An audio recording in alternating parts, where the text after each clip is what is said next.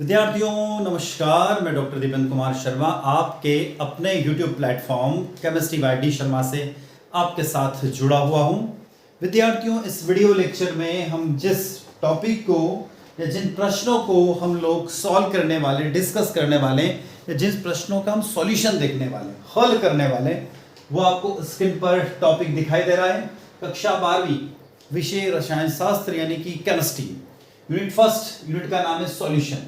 इस video lecture में हम देखेंगे 12 ईयर यानी 12 वर्ष 2013 से लगाकर 2024 तक के बीच में अध्याय 1 यानी यूनिट फर्स्ट विलियन अर्थात सॉल्यूशन में कौन कौन से प्रश्नों को सॉल्व किया गया है या कौन कौन से प्रश्न एमपी बोर्ड की जो आपकी कक्षा 12वीं की एग्जाम होती है उसमें पूछे गए हैं, उनके सॉल्यूशन इस वीडियो लेक्चर के माध्यम से देखेंगे। और विद्यार्थियों, यहाँ पर आपको क्लियर दिखाई दे रहा है कि जो हम सॉल्यूशन देखने वाले वो हिंदी और इंग्लिश दोनों मीडियम में अर्थात दोनों माध्यम में होंगे। तो विद्यार्थियों, अब हम आ रहे हैं सीधे सॉल्यूशन की ओर।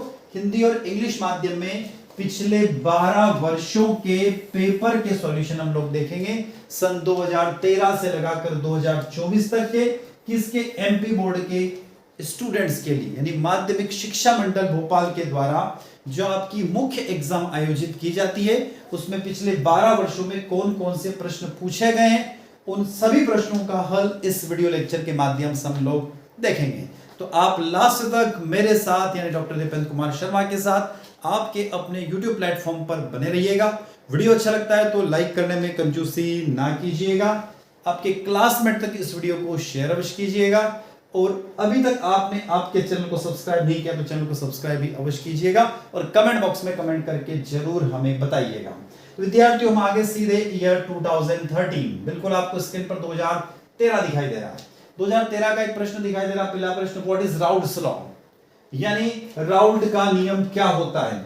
आगे दिया, how can molar mass is non volatile solution be determined with its help, यानी इसकी सहायता से किसी अवाष्पशील विलेय का मोलर द्रव्यमान कैसे निर्धारित करेंगे। तो विद्यार्थियों, प्रश्न 2013 में पूछा गया था। अब इसके हम सॉल्यूशन की तरफ चल रहे हैं, हिंदी और अंग्रेजी दोनों माध्यम में बैक टू बैक देखेंगे।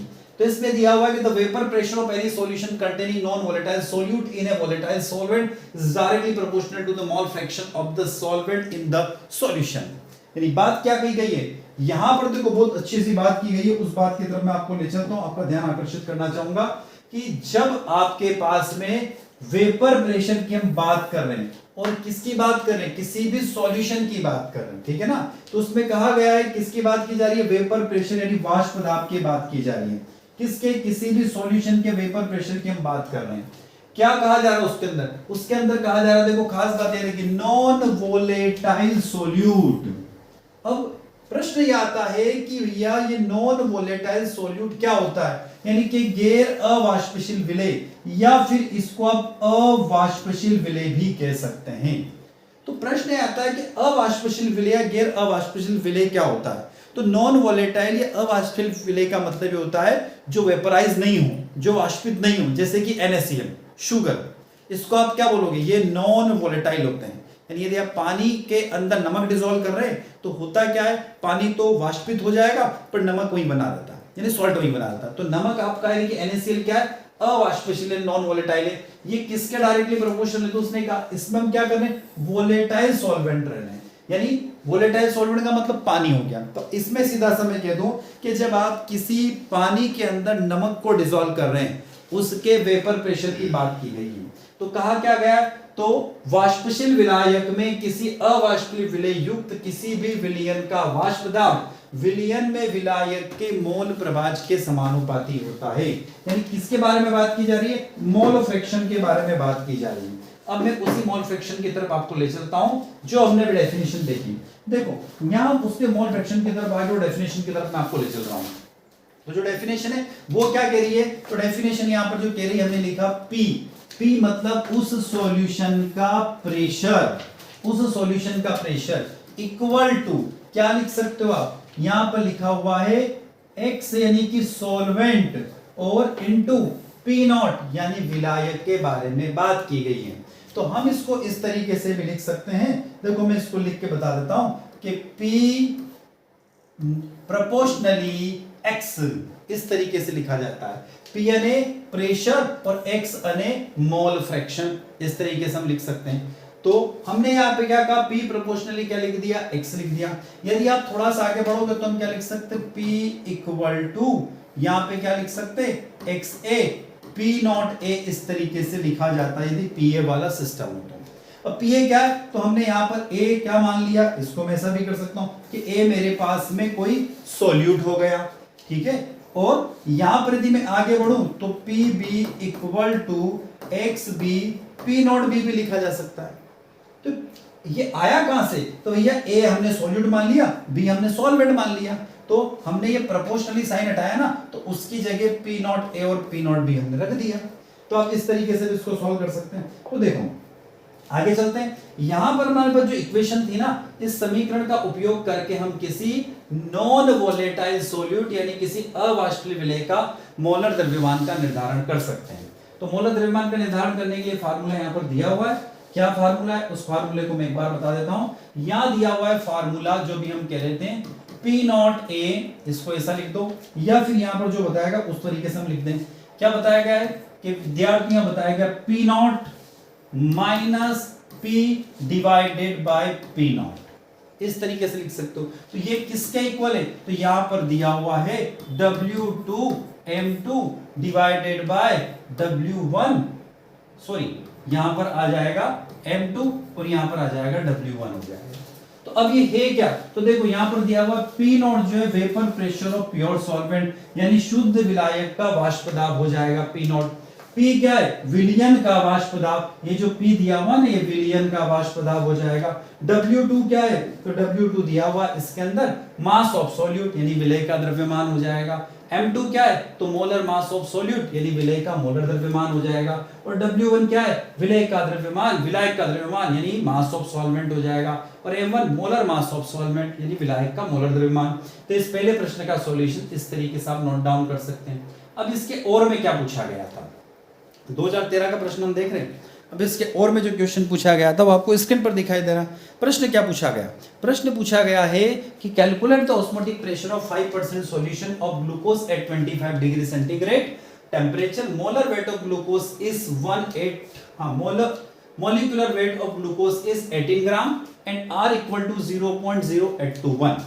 देखो प्रश्न क्या कहा गया है, प्रश्न कहा गया है कि आपके पास में 25 डिग्री, इसको करेक्ट कर लीजिएगा, ये थोड़ा सा प्रिंट मिस्टेक हो गया, यहां पर आ जाएगा आपका, इसको हटा देना, तो यहां पर आ जाएगा, ये आ जाएगा डिग्री सेंटीग्रेड। तो 25 डिग्री सेंटीग्रेड तापमान पर ग्लूकोज के 5% घोल का परासरण दबाव की गणना करें। कहा गया ग्लूकोज का आणविक भार, आणविक भार ध्यान रखना इसमें भी थोड़ा सा मिस्टेक, ग्लूकोज का आणविक भार 180 होता है और R इक्वल टू यहां पर दिया हुआ है 0.821, ये वैल्यू दी हुई है। अब हम इसके सॉल्यूशन की तरफ चलते हैं। देखो सॉल्यूशन क्या कह रहा हूं, सॉल्यूशन की तरफ मैं आ रहा हूं सीधा।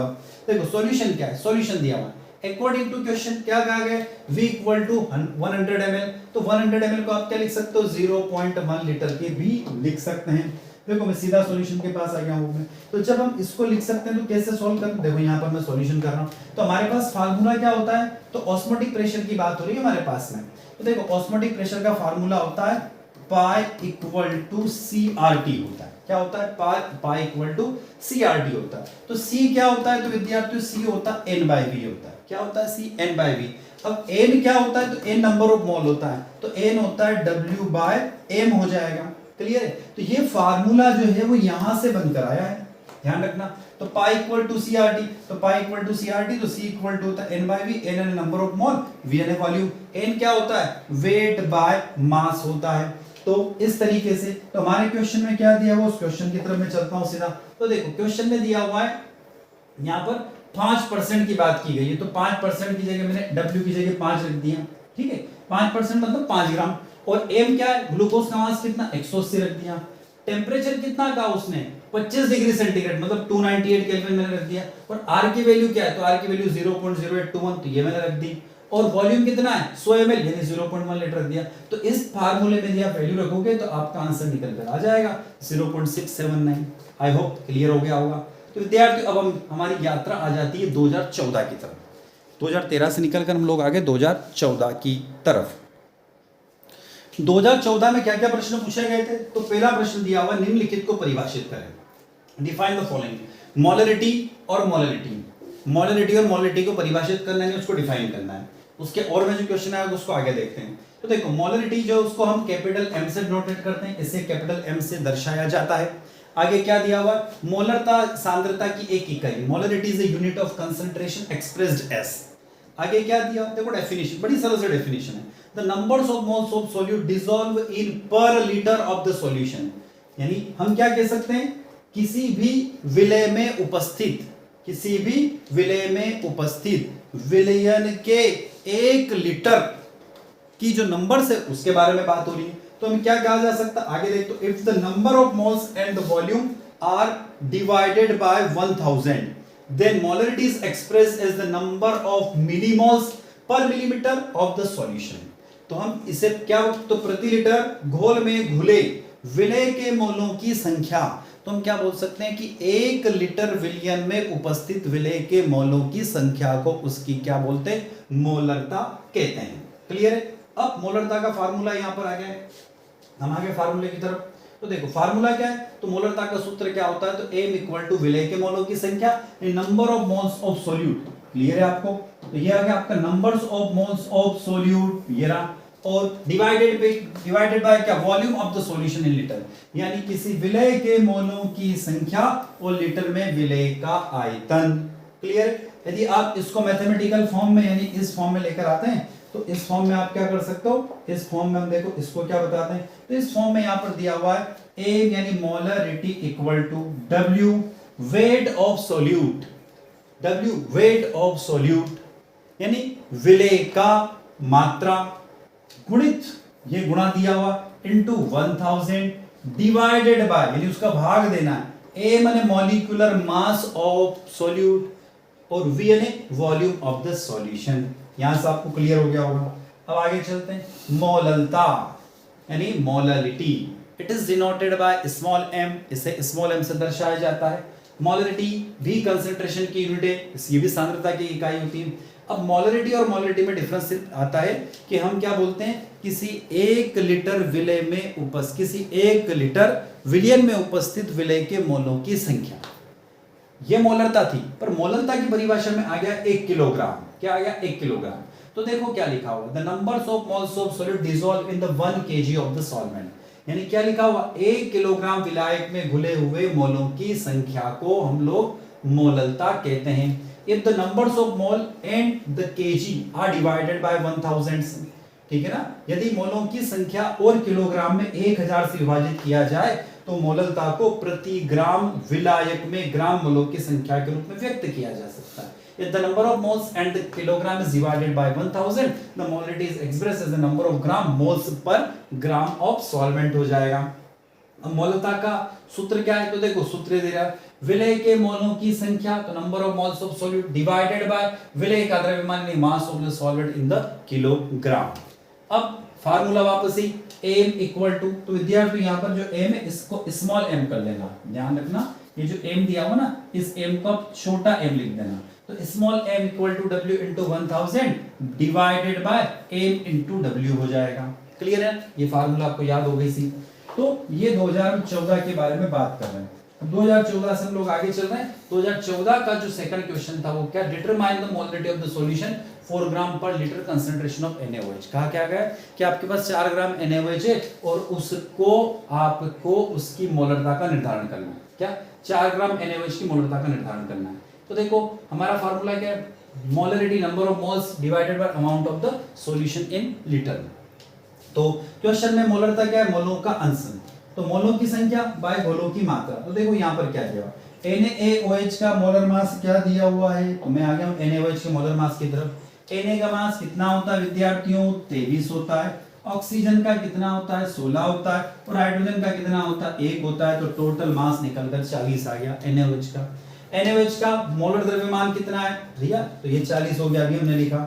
अब हमारे पास फार्मूला क्या है? तो यहाँ पर m equal to W into 1000 by divided by m into V।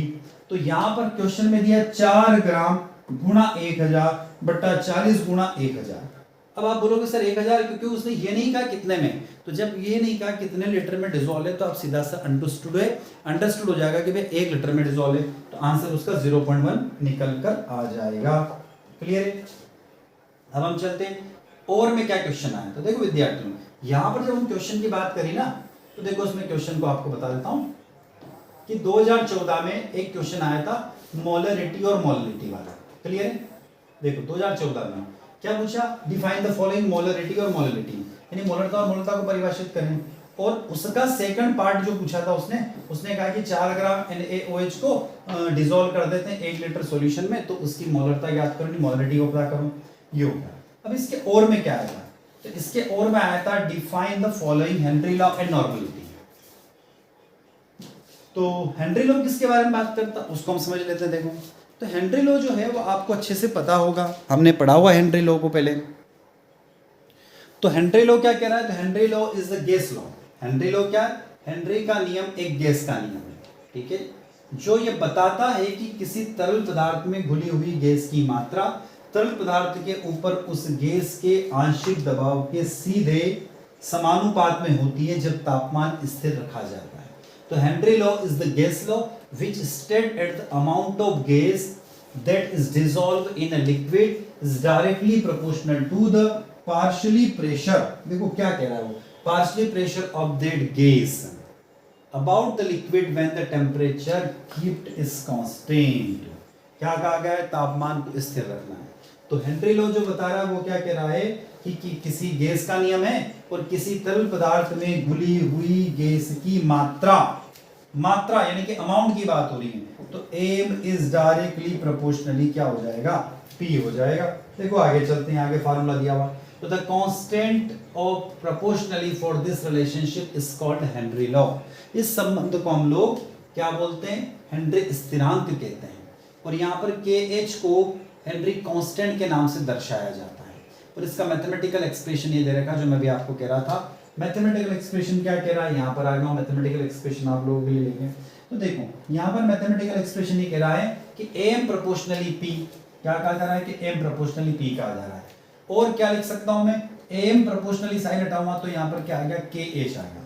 तो m क्या है उसके बारे में बात कर लेते हैं। तो m जो है वो denoted of the mass of the dissolving gas, यानी m क्या है, घुली हुई गैस के द्रव्यमान को दर्शाता है। p क्या है, तो P जो है वो प्रेशर को दर्शाता है। P is denoted of the partially pressure of the gas in the atmospheric about the liquid। P द्रव के ऊपर वायुमंडल में गैस के आंशिक दबाव को दर्शाता है। और KH क्या है विद्यार्थियों, तो KH जो है वो हेनरी कांस्टेंट है। क्या हो गया, हेनरी कांस्टेंट के रूप में दर्शाया जाता है। तो ये आपको हेनरी लॉ याद हो गया होगा। तो हेनरी लॉ क्या है, M प्रोपोर्शनली P, यानी किसी भी जो गैस में, जब किसी भी लिक्विड में हम किसी गैस को डिसॉल्व करते हैं तो जितना उस गैस पर प्रेशर अप्लाई करेंगे तो वो लिक्विड उतना उसके अंदर डिसॉल्व होता जाएगा। तो हम ये क्या करें कि हमारे पास में जैसे बॉटल है, अब इस बॉटल में मुझे क्या करना है, गैस को डिसॉल्व करना है, तो मुझे क्या करना है, इस गैस के ऊपर प्रेशर अप्लाई करना पड़ेगा। तो मैं जितना ज़्यादा प्रेशर अप्लाई करूँगा तो ये गैस इस पानी के अंदर घुलती हुई जाएगी। अब normality, it is noted by capital N, इसको कैपिटल N से दर्शाते हैं। अब ये क्या है, तो normality is the unit concentration expressed as, इसकी भी सांद्रता की इकाई के रूप में व्यक्त किया जाता है। अब यहाँ पर क्या है, इसकी डेफिनेशन आती है कि the numbers of gram equivalent of solid dissolve in the 1 litre of the solution, यानी किसी 1 लीटर में उपस्थित विलेय के ग्राम तुल्यांक द्रव्यमानों की संख्या को उसकी नॉर्मलता कहते हैं। ठीक है, तो फार्मूला क्या नॉर्मलिटी का, तो number of gram equivalent of solid divided by volume of the solution in litre. विलेय के ग्राम तुल्यांकों की संख्या और लीटर में घोल का आयतन हो जाएगा। तो m equal to W into 1000 E into V, यानी यहाँ पर इक्विवेलेंट वेट हो जाएगा, V यानी वॉल्यूम हो जाएगा। अब दूसरा प्रश्न क्या पूछा गया था, अभी विद्यार्थी 2014 की यात्रा पे चल रहे, 2014 से आगे नहीं बढ़े है ना, 2014 में। दूसरा प्रश्न क्या पूछा गया, if 2 gram NaOH is present in 250 ml solution, यदि आपके पास 250 ग्राम ml घोल है और 2 ग्राम उसके अंदर NaOH मौजूद है, तो solution then they determine the normality of the solution, तो आपको उसकी नॉर्मलता ज्ञात करना है। तो देखो यहाँ पर नॉर्मलिटी आ गई, तो हमारे पास गिवन वेट क्या है, तो गिवन वेट दिया हुआ NaOH का क्वेश्चन में 2 ग्राम, इक्विवेलेंट वेट क्या है, NaOH का इक्विवेलेंट वेट 40 होता है। वॉल्यूम क्या है, तो 250 क्वेश्चन में दिया हुआ। तो हमारे पास में एम नॉर्मलिटी है ना, तो हमारे पास नॉर्मलिटी की बात की गई है, तो आप इस फार्मूले को थोड़ा सा दुरुस्त कर लो। यहाँ पर आपका हो जाएगा एन, क्या हो जाएगा, यहाँ पर इसको एन कर लेना, तो N equal to W into 1000 divided by into V. तो डब्ल्यू क्या दिया हुआ है, 2 दिया हुआ, ये 1000 ऐसा कैसा आ गया, ई एन इक्वल 40 हो गया और ये 250 हो गया। सॉल्व करोगे तो आंसर आपका निकल कर 0.2 आ गया। तो ये हमारी यात्रा पूरी हुई 2014 की। अब एमपी बोर्ड की यात्रा आ गई हमारी 2015 की। तो 2015 की यात्रा में प्रवेश कर चुके हो। 2015 की यात्रा का पहला प्रश्न जो कि आपको स्क्रीन पर दिखाई दे रहा है, क्या प्रश्न कह रहा है कि what is Raoult's law, Raoult का नियम क्या है। 2013 में भी ऐसे कुछ प्रश्न था। आदर्श और अनादर्श विलयन के बीच में अंतर लिखिए। तो थोड़ा सा यहाँ पर डिफरेंस आ गया, डिफरेंस बिटवीन आइडियल और नॉन आइडियल सॉल्यूशन। तो देखो इस क्वेश्चन की तरफ हम लोग चल रहे हैं, आइडियल और नॉन आइडियल सॉल्यूशन की तरफ। तो देखो अभी हमने थोड़ी देर पहले बात करी थी कि राउल्ट्स लॉ क्या होता है। तो राउल्ट्स लॉ कहता है कि जब भी आप किसी नॉन वोलेटाइल सोल्यूट यानी अवाष्पशील विलय को किसी वोलेटाइल सॉल्वेंट यानी वाष्पशील विलायक में डिसॉल्व करते हैं यानी कि घोलते हैं, तो उसके मोल फ्रैक्शन के बारे में बात की जाती है। तो यहाँ पर क्या कहा गया है कि P प्रोपोर्शनली X के बारे में बात की गई है, ठीक है। तो उस विलयन का जो वाष्प दाब होता है वो उस विलयन के मोल प्रभाज के समानुपाती होता है। तो the vapour pressure of the liquid या the vapour pressure of the solution is directly proportional to mole fraction of the solution. ये राउल्ट्स लॉ कहता है। चाहे तो आप स्क्रीन पर देख लीजिए, ये आपको याद होगा, ठीक है। यही हमारा फार्मूला था थोड़ी देर पहले हमने, तो ये पहले वाले में पढ़ चुके हैं। तो मैं सीधा डिफरेंस की तरफ चलूंगा यहाँ से। अब मैं डिफरेंस की तरफ आ गया। आदर्श और अनादर्श विलयन के बीच में अंतर। तो नीचे दी गई तालिका में देखो डिफरेंस देखेंगे। देखो यहाँ हमने डिफरेंस बहुत अच्छा तैयार किया है। मैं चाहता हूँ ये डिफरेंस आप नोट डाउन कर सकते हैं। क्या डिफरेंस है, राउल्ट्स लॉ का नियम। पहले राउल्ट्स लॉ के बेसिस पर हम बात करें, आइडियल और नॉन आइडियल सॉल्यूशन में डिफरेंस है। तो देखो यहाँ पर आपको 2 कॉलम दिखाई दे रहे हैं, एक आइडियल का और एक नॉन आइडियल का। चाहे तो हम लोग इसको यहाँ पर देखो दिया हुआ, इसको इस तरीके से बीच में आप लाइन खींच लेना, ठीक है ना।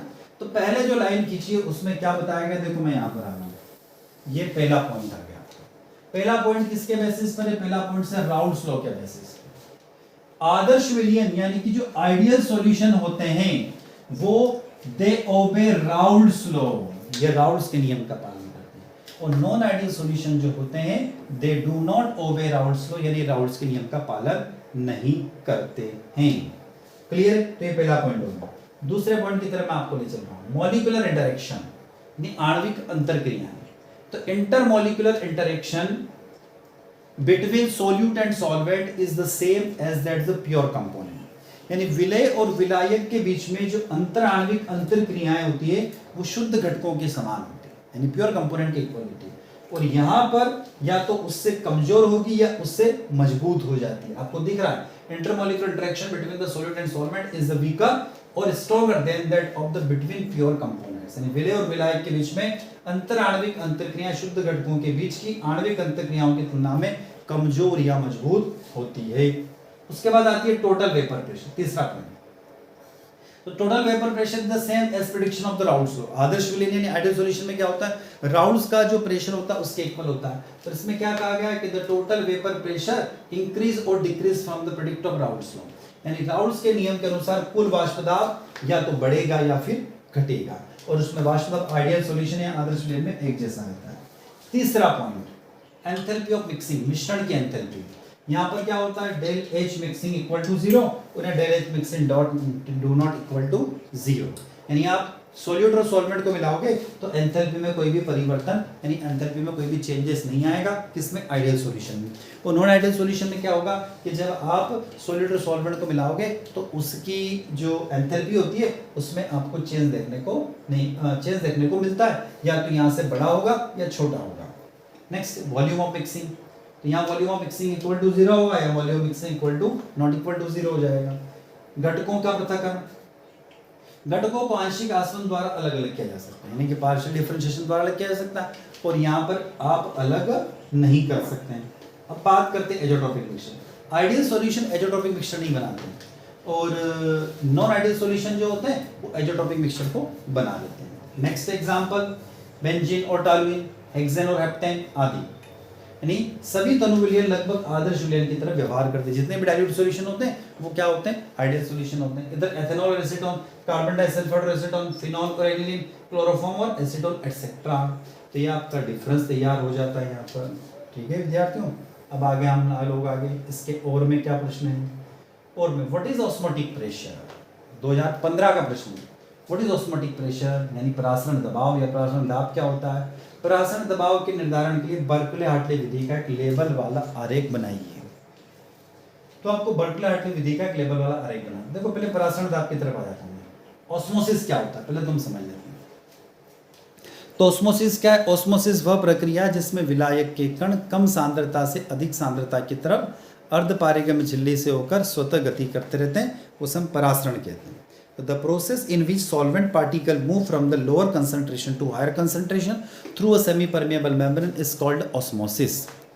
ये तो ऑस्मोसिस की बात होगी। तो विद्यार्थियों हम चलते हैं ऑस्मोटिक प्रेशर की तरफ। तो देखो हम आगे ऑस्मोटिक प्रेशर की तरफ। ऑस्मोटिक प्रेशर क्या होता है, the excess pressure which prevent the flow of solvent from the solvent to solution through a semi permeable membrane. यानी वह अतिरिक्त दाब जो अर्धपारगम्य झिल्ली द्वारा विलायक के प्रवाह को विलायक के विलयन में जाने से रोकता है। तो जो सॉल्वेंट मॉलिक्यूल फ्लो होते रहते ना, यदि आप उस पर प्रेशर लगा दोगे ना तो सॉल्वेंट मॉलिक्यूल का जाना रुक जाता है, स्टॉप हो जाता है, यानी विलायक के कण जाना रुक जाते हैं। उसी को हम लोग क्या बोलते हैं, ऑस्मोटिक प्रेशर बोलते हैं। एक और डेफिनेशन है, the excess pressure in which the must be applied to the solution to prevent the enter the solvent through a semi permeable membrane. वह अतिरिक्त दबाव जो विलायक को अर्धपारगम्य झिल्ली के माध्यम से प्रवेश करने से रोकने के लिए उस विलयन यानी सॉल्यूशन पे लगाया जाता है। क्लियर है। It is also defined as the measures of the tendency of a solution to take a pure solvent by osmosis. इसे परासरण द्वारा शुद्ध विलायक को लेने की एक समाधान की प्रवृत्ति पर भी परिभाषित किया जा सकता है। अब हम आगे हैं determination of osmotic pressure by Berkeley Hartley method. Berkeley Hartley विधि के द्वारा परासरण दाब का निर्धारण। तो देखो एल्बे नॉलेट ने सबसे पहले 1748 में परासरण की घटना का निरीक्षण करने वाले पहले व्यक्ति थे और उन्हें परासरण दबाव का भी मापन उन्होंने किया। और उसके बाद आए थे बर्कले हार्टले विधि। यह जली विलयनों के परासरण दाब का निर्धारण करने की सबसे उपयुक्त विधि है। This is the most suitable method for determination of osmotic pressure of the aqueous solution. इस विधि में एक सरंध्र पात्र के छिद्रों में विद्युत किया जाता है। ध्यान रखना, आगे देखते हैं। इसमें सरंध्र जो पात्र होता है उसमें शुद्ध जल भरकर इसमें एक बेलनाकार पात्र में स्थिर करते हैं। In this method, electricity is passed through the pores of a porous vessels. This porous vessels is fitted with the pure water and fixed in the cylindrical vessels. बेलनाकार पात्र वह विलयन भर दिया जाता है जिसका हमें परासरण दाब ज्ञात करना होता है। तो the solution whose osmotic pressure is to be determined is weighted in the cylindrical vessel. तो देखो यहाँ पर हम ये जो cylindrical vessels होती है गन मेटल की तरह बनी होती है। किससे, गन मेटल जो मेटल्स होती है उसके जैसी बनी होती है। देखो यहाँ मैं डायग्राम की तरफ ले चलता हूँ, फिर वापस आपको लेकर आता हूँ। ये पूरा आपको पढ़ना है। ये रहा हमारा पूरा खेल। बर्कले हार्टले विधि द्वारा परासरण दाब का निर्धारण, determination of osmotic pressure by Berkeley Hartley विधि। तो देखो विद्यार्थी होता है क्या, इस मेथड को पूरा पहले इस डायग्राम जो लिया हो ना इनको हम समझ लेते हैं। यदि आपको समझ में आ गया तो आप इसकी लैंग्वेज लिख सकते हैं। देखो होता क्या है कि यहाँ पर हमारे पास सॉल्यूशन है, ठीक है, हमारे पास में क्या है, यहाँ पर सॉल्यूशन आपको लिखा गया है। तो यहाँ पर आपको क्या है, सॉल्यूशन देखा गया। तो देखो यहाँ पर क्या है, ये वाटर रिसीवर है, यहाँ से वाटर को ऐड किया जाए और ये कैपिलरी यानी केश नली का। यहां से हम क्या करते हैं, पानी का लेवल पहले यहाँ था फिर घटकर यहाँ पर आ जाएगा, उसका मेजरमेंट किया जाता है। ये जो बनी हुई है यहाँ पर ये सेमी परमेबल मेम्ब्रेन है। क्या है, सेमी परमेबल मेम्ब्रेन, जिसको यहाँ पर लिखा हुआ अर्धपारगम्य झिल्ली। क्लियर। यहाँ पर ये क्या है, यहाँ पर ये H2O है और ये भी H2O है। H2O मतलब कि सॉल्वेंट। क्लियर। अब होता क्या है, सॉल्वेंट के जो मॉलिक्यूल है वो इधर जाएंगे, आ रहा समझ में, वो इधर जाएंगे। तो इधर क्या होता है, देखो मैं आपको क्लियर कर देता हूँ पहले यहाँ पर कि इस प्रोसेस में, सॉरी थोड़ा सा इसको मैं क्लियर करके बता दूं कि यहाँ पर क्या होता है कि हमें क्या अप्लाई करना पड़ेगा, इस पिस्टन से प्रेशर अप्लाई करना पड़ेगा। क्या करना पड़ेगा, पिस्टन से प्रेशर अप्लाई करना पड़ेगा। अब देखो होते हैं ये सॉल्वेंट के जो मॉलिक्यूल है, क्लियर है, ये सॉल्वेंट के मॉलिक्यूल क्या करते हैं, ये सॉल्वेंट के मॉलिक्यूल इंटर करते हैं। कहाँ इंटर करते हैं, तो देखो मैं यहाँ समझा देता हूँ आपको कि यहाँ पर वाटर भरा हुआ है, क्या भरा हुआ है, वाटर है। अब ये वाटर इस सेमी परमेबल मेम्ब्रेन के थ्रू इधर दोनों तरफ जाता रहेगा, ठीक है ना, दोनों तरफ क्या उसका मूवमेंट बढ़ रहा है। अब आपने क्या किया, जब मूवमेंट बढ़ रहा है तो आप इस वाटर रिसीवर से क्या कर रहे हैं, पानी लगातार जो ऐड कर रहे हैं, तो ये पानी का फ्लो इन दोनों डायरेक्शन में होता रहेगा, क्लियर है, पानी का फ्लो दोनों डायरेक्शन में होता रहेगा। और एक कैपिलरी से हम लोग देख सकते हैं कि यहाँ पर वाटर का लेवल पहले यहाँ था, फिर यहाँ हो गया, फिर थोड़ी देर बाद यहाँ आ जाएगा, तो वाटर का लेवल हम मेजरमेंट कर सकते हैं। अब हमें करना क्या है, हमें इस पिस्टन से यहाँ से प्रेशर को अप्लाई करना है। जैसे हम दाब लगाएंगे तो ये जो मॉलिक्यूल का मूवमेंट हो रहा था इस सेमी परमेबल मेम्ब्रेन के थ्रू, वह जो मूवमेंट हो रहा था वो मूवमेंट अब रुक जाता है, यानी कि स्टॉप हो जाता है।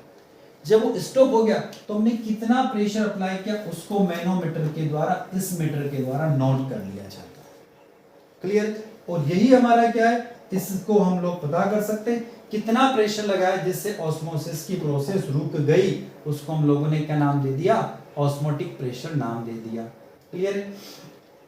तो देखो यहाँ मैं आ जाता हूँ वापस उसी की तरफ, ठीक, ये रहा जब हम लोग थ्योरी पढ़ रहे थे वो ये एक जो पोरस होता है उसमें शुद्ध जल भरकर इसमें एक बेलनाकार पात्र में स्थिर करते हैं और बेलनाकार पात्र में वो विलियन भर दिया जाता है जिसका हमें परासरण दाब ज्ञात करना है। In this matter, electricity is passed through the porous of the porous vessel. This porous vessel is fitted with the pure water and fixed in a cylindrical vessels. The solution whose the osmotic pressure is to be determined is the weighted in the cylindrical vessels. और इसमें हम क्या करते हैं, एक दाब मापी piston लगा देते हैं, जैसे इसमें लिखा हुआ बेलनाकार पात्र में बाहरी सतह पर एक घन मेटल की सतह चढ़ी रहती है जो बाहरी ताप दाब से अप्रभावित होती है। इससे एक पिस्टन तथा एक दाब मापी जुड़ा होता है, हमने कहा ना मैनोमीटर जुड़ा होता है, क्लियर है। तो इस तरीके से हम लोग उसका ऑस्मोटिक प्रेशर का मेजरमेंट कर सकते हैं। तो ये आपका बर्कले हार्टले मेथड होगी, डायग्राम आपको याद करना है और ऊपर जो थ्योरी बताई गई वो आपको नोट डाउन करना है, लिखना है, याद करना है, आपकी बुक में भी दी हुई है। अब हमारी यात्रा पहुंच चुकी है 2016 के पास, ठीक है। अब 2016 में जैसे हम लोग आए तो what do you understand by the elevation of boiling point and molar elevation constant, with the help of this constant how can you find the molar mass of non volatile solute. यानी क्वथनांक उन्नयन से आप क्या समझते हो, और molar उन्नयन स्थिरांक, इस स्थिरांक की सहायता से आप अवाष्पीय विलेय का मोलर द्रव्यमान कैसे ज्ञात करोगे। 2016 का प्रश्न है। तो आपको एलिवेशन ऑफ बॉइलिंग पॉइंट पढ़ना है। तो एलिवेशन ऑफ बॉइलिंग पॉइंट का मतलब किसी द्रव का क्वथनांक वह ताप होता है, the boiling point of a liquid is the temperature at विच, जिस ताप पर द्रव का वाष्प दाब वायुमंडलीय दाब के बराबर हो जाता है, ठीक है ना, at which the vapour pressure of the liquid become equal to the atmospheric pressure. ये हम लोग जानते हैं कि कब कोई भी लिक्विड कब उबलता है, तो जब उसका प्रेशर एटमॉस्फेरिक प्रेशर के बराबर हो जाए। आगे दिया हुआ किसी अवाष्पशील पदार्थ यानी कोई नॉन वोलेटाइल सॉल्यूट को किसी विलायक में घोलने पर विलायक के क्वथनांक में वृद्धि होती है, और क्वथनांक में उत्पन्न इस वृद्धि को ही क्वथनांक में उन्नयन कहते हैं। Non volatile substance dissolve in the solvent, यदि हमारे पास में कोई नमक है, आपने उसको पानी में डिसॉल्व कर दिया तो वाटर का बॉइलिंग पॉइंट बढ़ जाता है। विद्यार्थियों मैं आपको एक बात बताता हूँ यहाँ पर कि पानी का जो बॉइलिंग पॉइंट होता है वो कितना होता है, 100 डिग्री सेंटीग्रेड, 100 डिग्री सेंटीग्रेड पर वाटर बॉइल होता है। तो यदि आपने उसमें नमक मिला दिया, सॉल्ट मिला दिया, नॉन वोलेटाइल सॉल्ट मिला दिया, तो उसका बॉइलिंग पॉइंट बढ़कर 101, 102 या 103 डिग्री तक हो जाता है, मतलब बढ़ जाता है। तो when non-volatile substance dissolve in the solvent, the boiling point of the solvent increases. This increases in the boiling point is called the elevation of the boiling point. इसे डेल टीबी से भी व्यक्त करते हैं। यदि विलायक का क्वथनांक डेल टीबी नॉट है तथा विलयन का क्वथनांक टीबी हो, तो it is expressed by del TB. It is the boiling point of the solvent is a del not B and the boiling point of the solution is a TB. Then अब क्वथनांक में उन्नयन क्या होगा, तो del TB equal to TB minus T not B हो जाएगा। एक विलयन का क्वथनांक शुद्ध विलायक के क्वथनांक की तुलना में हमेशा अधिक होता है। याद रखना है, ये बात अच्छे से आपको याद रखना पड़ेगी, क्लियर है। आगे चलते हैं। यहाँ दिया the boiling point of the solution is higher than the boiling point of the pure solvent. अब क्वथनांक में उन्नयन का फार्मूला देखो याद है, क्या है, तनु विलयन में क्वथनांक का उन्नयन डेल टीबी विलयन में उपस्थित विलेय की मोलर सांद्रता के अनुक्रमानुपाती। तो देखो क्या कह रहा हूं कि del TB is directly proportional to M यानी मोललिटी। यहाँ पर क्या हो गया, यदि हमने, अब देखो यहाँ पर मैं थोड़ा सा उसको मैं आपको डिटेल बता देता हूँ कि यदि हमने यहाँ पर इस प्रोपोर्शनली साइन को रिप्लेस किया तो क्या आ गया, यहाँ पर आपको के बी दिख रहा है, क्लियर है ना। तो के बी क्या है, के बी एक कांस्टेंट है। के बी क्या हो गया, के बी एक कांस्टेंट है जिसे हम लोग मोलर एलिवेशन कांस्टेंट के नाम से जानते हैं, ठीक है ना, मोलर एलिवेशन कांस्टेंट के नाम से जानते हैं। अब आप लोग अच्छे से जानते हो एम क्या है, तो सर एम तो मोलरता है, बिल्कुल सही है विद्यार्थियों। एम क्या है, मोलरता, मतलब सर मोलरिटी है। अरे भैया मोलरिटी तो मोलरिटी का कुछ फार्मूला तो पढ़ा हम लोगों ने, हाँ जी फार्मूला पढ़ा है। तो क्या पढ़ा, तो सर इसका फार्मूला पढ़ा है W इंटू 1000 बाय यहाँ पर आ जाएगा एम इंटू कैपिटल W, ये फार्मूला हम लोगों ने पढ़ा हुआ है, क्लियर है। तो ये फार्मूला आपको याद होना चाहिए। और यही फार्मूला देखो मैंने यहाँ लिखा हुआ कि एम इक्वल टू ये रखा W1 into 1000 M1 into W2 हो गया। तो देखो आगे चलते हैं इसमें, on putting the value from equation 2 to 1, ठीक है। तो अब हमारे पास ये जो इक्वेशन थी ना, यहाँ पर हमने किसकी वैल्यू रख दी, m की वैल्यू रख दी। तो देखो m की वैल्यू रखी तो क्या होगा, तो देखो m की वैल्यू रख दी तो आपको del TB equal to KB into W1 into 1000 into M1 into W2 हो गया। तो M1 इक्वल टू, आपको मॉलिक्यूलर मास निकालना है तो M equal to KB into W1 into 1000 by del TB into W2 हो जाएगा, ठीक है ना। तो विलेय का आणविक द्रव्यमान इस सूत्र के द्वारा निर्धारित किया जा सकता है, यानी molecular mass of the solid में be determined by this method. अब यहाँ पर क्या है, M1 क्या है उसके बारे में बात कर लेते। देखो यहाँ देखो, ये देखो M1 विलेय का अणुभार, मॉलिक्यूलर मास या molecular weight of the solute. W1 क्या है, विलेय पदार्थ का मात्रा, amount of solute.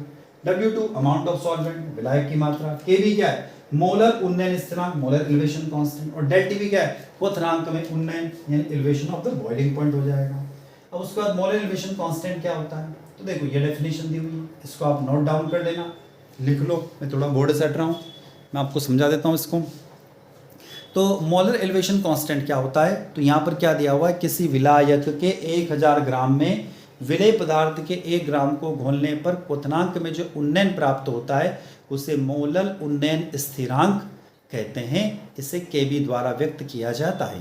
The elevation in boiling point obtained when 1 gram of solute is dissolved in the 1000 gram of solvent is called the molar elevation constant या modal elevation constant. It is expressed by KB. यदि यहाँ क्या दिया, if m equal to 1 हो तो del TB equal to KB हो जाएगा, clear है। हम लोगों ने कैसे लिखा, मैं विद्यार्थियों में बताया था कैसे लिखा हम लोगों ने। थोड़ी देर पहले क्या लिखा था, देखो थोड़ी देर पहले हमने क्या लिखा था, हमने लिखा था कि डेल टीबी प्रोपोर्शनली m लिखा था, बिल्कुल लिखा था। फिर हमने क्या लिखा, del TB equal to KB m लिखा, बिल्कुल लिखा। तो हम क्या करें कि ये जो m है यदि ये बराबर 1 हो जाए, जैसे यहाँ लिखा हुआ हमने बराबर 1 हो जाए तो क्या होगा, ये किसके इक्वल हो जाएगा, ये इसके इक्वल हो जाएगा। तो ये तो लिखा हम लोगों ने। अतः जब विलयन की मोलरता का मान 1 हो, ठीक है, तब विलयन के क्वथनांक उन्नयन मोलर उन्नयन स्थिरांक के बराबर हो जाता है। तो ये यहाँ लिखा हुआ, thus when the molarity of the solution is 1 then the elevation of boiling point of the solution is equal to the molar elevation constant. Van't Hoff के अनुसार, अब according to van't Hoff, KB can be related to the latent. KB को विलायक की वाष्पन की गुप्त उष्मा से निम्न प्रकार संबंधित किया जा सकता है। अब आपको ये डायग्राम याद रखना है, इसको भी बनाना है। तो सर ये डायग्राम है क्या, इस डायग्राम को मैं समझा देता हूँ।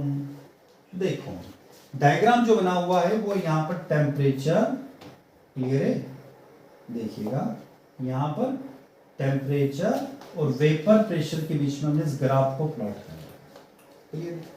अब देखो हम कह रहे हैं कि हमारे पास में जो प्योर सॉल्वेंट है उस प्योर सॉल्वेंट की एक कर्व बता रहा है। उस प्योर सॉल्वेंट का बॉइलिंग पॉइंट T1 है, ध्यान रखना क्या है T1, और उसका प्रेशर P1 है, क्लियर। प्योर सॉल्वेंट की बात करूं, शुद्ध पानी की बात करूं मैं, प्योर वाटर, क्लियर। अब मैंने इस शुद्ध पानी में कुछ मात्रा में नॉन वोलेटाइल सोल्यूट यानी NaCl को मिला दिया, नमक को मिला दिया। तो अब इसका टेम्परेचर T1 से बढ़कर T2 हो जाएगा, ठीक। और जब T2 हो गया तो ये किसके बारे में बात कर रहा, ये सॉल्यूशन के बारे में बात कर रहा। अब H2 और NaCl मिलकर क्या बन गया, एक विलयन बन गया, ध्यान रखना ये एक सॉल्यूशन हो गया। तो इसका टेम्परेचर यानी ये डिफरेंस, इसको हम डेल टीबी कह सकते हैं। क्लियर है, आ गया समझ में आपको।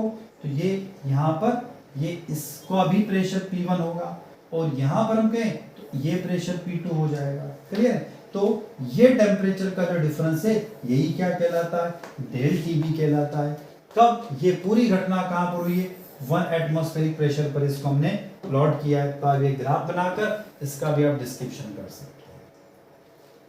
अब 2016 का और का प्रश्न, give difference between ideal and non ideal solution. तो 2015 में हमने पढ़ लिया आइडियल और नॉन आइडियल सॉल्यूशन, यानी कि आदर्श और अनादर्श विलयन में अंतर लिखिए। प्रश्न क्रमांक दूसरा 2016 का, find out the osmotic pressure of the glucose solution of 5% solution of 25 degree centigrade, ठीक है। एंड यहाँ पर क्या कहा गया है, यहाँ पर आगे कहा गया है कि हमारे पास में मॉलिक्यूलर मास है ग्लूकोज का कितना है, 180 है। कितना विद्यार्थियों, 180 बताया गया, तो 180 आप लिख लीजिएगा, ठीक है। एंड तो इस प्रश्न को हमने 2013 में सोल्व कर रखा। तो ये वाला आदर्श और अनादर्श विलयन में जो अंतर है वो 2015 में पढ़ लिया है, और ये वाला जो प्रश्न है 2013 में हम लोग ऊपर पढ़कर आ चुके हैं। तो ये हमारी यात्रा पूरी हुई 2016 की। तो 2016 की यात्रा, आई होप यहाँ तक की यात्रा आप लोगों को समझ में आ गई होगी। अगली यात्रा की तरफ हम लोग चलने वाले हैं, जो कि हमारी 2017 की यात्रा होगी। 2017 का पहला प्रश्न, difference between molarity and molality, मोलरता और मोललता के बीच में अंतर लिखिए। तो सबसे पहले आप इसकी डेफिनेशन लिख दीजिए, फिर उसके फार्मूले की तरफ चलिए। तो मोललिटी को कैपिटल, ध्यान रखना, इसको डिफरेंस करने का मैं आपको तरीका बता रहा हूँ। यहाँ पर बस हमने बता रखा है कि मोललिटी जो होती है वो इसको स्मॉल m से डिनोटेट करते हैं, ठीक है ना। इससे स्मॉल m से डिनोटेट किया जाता है इसको, मोललिटी को, मोललता को। और molar concentration is the amount of substance dissolve in the certain mass of the solvent. It is defined as the mass of the solute per kilogram of the solvent. यानी मोललता क्या है, तो मोललता बताई गई है यहाँ पर, मोलल सांद्रता विलायक के निश्चित द्रव्यमान में घुले हुए पदार्थ की मात्रा है। इसे प्रति किलोग्राम विलायक में विलय के मोलों की संख्या के रूप में परिभाषित किया जाता है। क्लियर। उसके बाद मोललिटी का फार्मूला क्या है, तो मोललिटी का फार्मूला होता है, देखो यहाँ पर यूनिट दी हुई है विद्यार्थियों, यूनिट, इसकी यूनिट क्या है, इसको m से नोटेट कर से, यूनिट होगी मोल पर केजी। क्या यूनिट दे रखी है, मोल पर केजी, ये ध्यान रखना, यूनिट जरूर याद रखना। इसकी यूनिट मोल पर केजी होगी, ध्यान रखना, इसकी यूनिट क्या होगी, मोल पर केजी इसकी यूनिट होगी, ठीक है, मोल पर केजी इसकी यूनिट हो जाएगी। आगे चलते हैं, इसका फार्मूला दिया हुआ m equal to mass of solute divided by kilogram of solvent. Clear.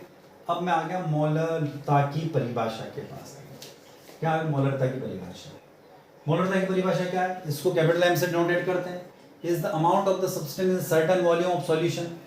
वहां पर किलोग्राम की बात थी, यहाँ विलियन की बात है। तो मोलरता घुले हुए एक निश्चित मात्रा में किसी पदार्थ की मात्रा की मोलरता की प्रति लीटर में घुले हुए विलय के मोल के रूप में परिभाषित किया जाता है। अब इसका सूत्र क्या है, तो इसकी यूनिट मोल पर लीटर, वहां मोल पर केजी थी, यहाँ मोल पर लीटर हो जाएगी। क्लियर। अब इसका फार्मूला दिया मोल पर लीटर हो जाएगा। क्लियर है।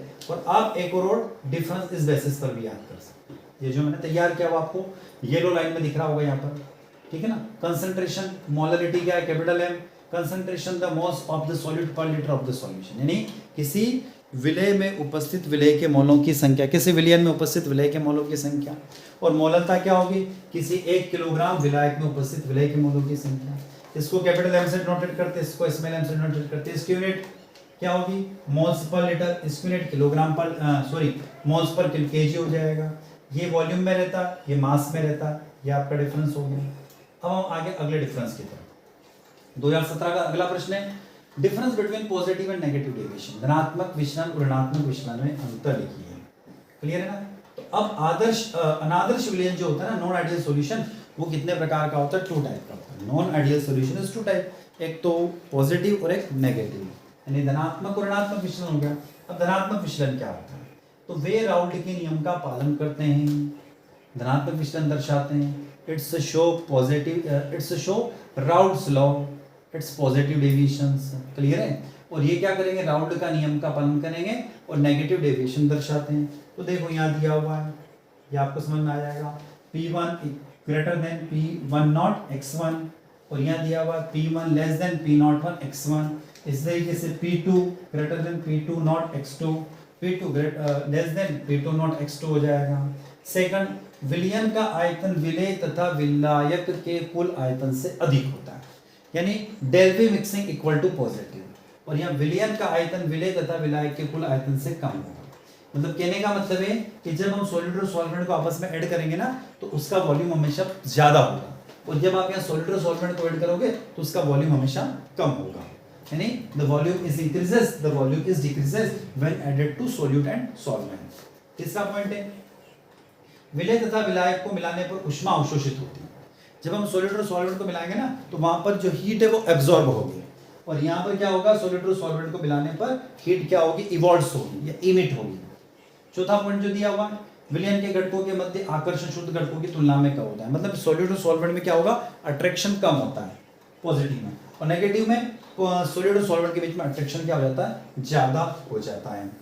एक और क्वेश्चन आया था, if 4 gram NaOH in presence of 500 ml, 4 ग्राम आपके पास NaOH है और उसको 500 ml सॉल्यूशन में डिसॉल्व है, तो उसकी नॉर्मलिटी आपको बता देना है। तो NaOH का मोलर मास क्या हो जाएगा? 40, अमाउंट ऑफ वाटर 0.5 लीटर हो जाएगा, तो यहाँ पर 0.1 डिवाइडेड बाय 0.5, आंसर आपका 0.2 आ जाएगा।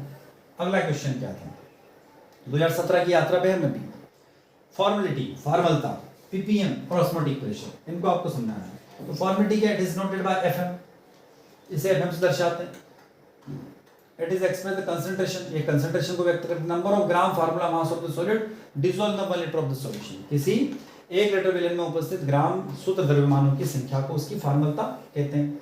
इसका सूत्र क्या हो जाएगा? ये दिया हुआ, F equal to number of gram equivalent of solute, यानी विलेय के ग्राम सूत्र द्रव्यमानों की संख्या बटा वॉल्यूम का आयतन, लीटर में volume of the solution litre, litre में विलयन का आयतन हो जाएगा। M इक्वल W into 1000 FM into V हो जाएगा। ppm क्या है? Weight to weight ratio used in the describe concentration, सांद्रता का वर्णन करने के लिए इस्तेमाल किया जाने वाला भार से भार का अनुपात है। ppm मतलब पार्ट्स पर million is the number of units of mass of concentration per million units of total mass, प्रति मिलियन भाग ppm कुल द्रव्यमान की प्रति मिलियन इकाइयों में किसी संदूषक के द्रव्यमानों की इकाइयों की संख्या है। तो ppm क्या है? मास of the solute in gram divided mass of the solution in gram into 10 की पावर 6, यानी ppm ग्राम में विलेय का द्रव्यमान बटा ग्राम में घोलों का द्रव्यमान। ये फार्मूला दिया हुआ ppm का, इसको याद रख लेना। ppm equal to mass of the solute, यानी विलेय का द्रव्यमान बटा मास ऑफ द सॉल्यूशन, उसके बाद विलयन का द्रव्यमान गुणा 10 की घात 6 10 की पावर 6, ये आंसर हो जाएगा। उसके बाद आता है ऑस्मोटिक प्रेशर, यानी परासरण दाब। क्या है परासरण दाब? अब आपको दिखाई दे रहा osmotic pressure. Osmotic pressure is the minimum pressure which needed to be applied to solution to prevent the inverse flow it's a pure solvent. किसी विलयन तथा विलायक को अर्धपारगम्य झिल्ली द्वारा पृथक करके उसके परासरण को रोकने के लिए लगाए गए आवश्यक बाह्य दाब को परासरण दाब कहते हैं, और इसे पाई से व्यक्त करते हैं। It is also defined as the measure of tendency of the solution to take in pure solvent by osmosis. परासरण दाब विलायक के अणुओं को अर्धपारगम्य झिल्ली द्वारा कम सांद्रता वाले विलयन से अधिक सांद्रता वाले विलयन की ओर ले जाता है। ध्यान रखना, इसमें lower concentration to higher concentration होता है। अब ऑस्मोटिक प्रेशर का फार्मूला क्या है? देखो ये फार्मूले की तरफ लिया है आपको। विद्यार्थी ऑस्मोटिक प्रेशर का फार्मूला क्या है? मैं फार्मूले पे ला रहा हूँ आपको। तो देखो यहाँ पर जो फार्मूला है उस फार्मूले पे लाया हूँ। ऑस्मोटिक प्रेशर का फार्मूला उसमें लिखा गया है कि परासरण दाब दिए गए ताप पर मोलरता m के समानुपाती होता है। तो देखो इसका फार्मूला यहाँ पर मैंने लिखा पाई इक्वल टू CRT। क्या लिखा है? Pi equal to CRT। तो प्रश्न आता है कि पाई इक्वल टू CRT कहाँ से है? तो देखो मैं ले चलता हूँ आपको आदर्श आइडियल गैस पर। PV equal to nRT ideal gas equation होता है, PV इक्वल टू nRT। तो मैं क्या लिख सकता हूँ? P इक्वल टू N/V/RT लिख सकता हूँ क्या? बिल्कुल लिखा जा सकता है। अब N क्या? नंबर ऑफ मोल, V क्या? वॉल्यूम। तो N/V किसके इक्वल होता है? कंसंट्रेशन के इक्वल होता है। तो मैं क्या लिख सकता हूँ? P इक्वल टू CRT लिख सकता हूँ। क्लियर है। अब ये पी यानी प्रेशर है, तो यहाँ पर सामान्य प्रेशर होता है, तो मैंने परासरण के लिए पाई लिख लिया, तो ऑस्मोटिक प्रेशर के लिए लिख दिया मैंने पाई सी आर टी, तो हमारी इक्वेशन ये बनेगी पाई सी आर टी। आर क्या गैस कांस्टेंट है, टेम्परेचर, सी क्या कंसंट्रेशन। मोलरता एम में विलय के मोलों की संख्या। अब मोलरिटी डेफिनेशन आपको पता है, numbers of moles of solute, ठीक है ना, divided by volume of solution.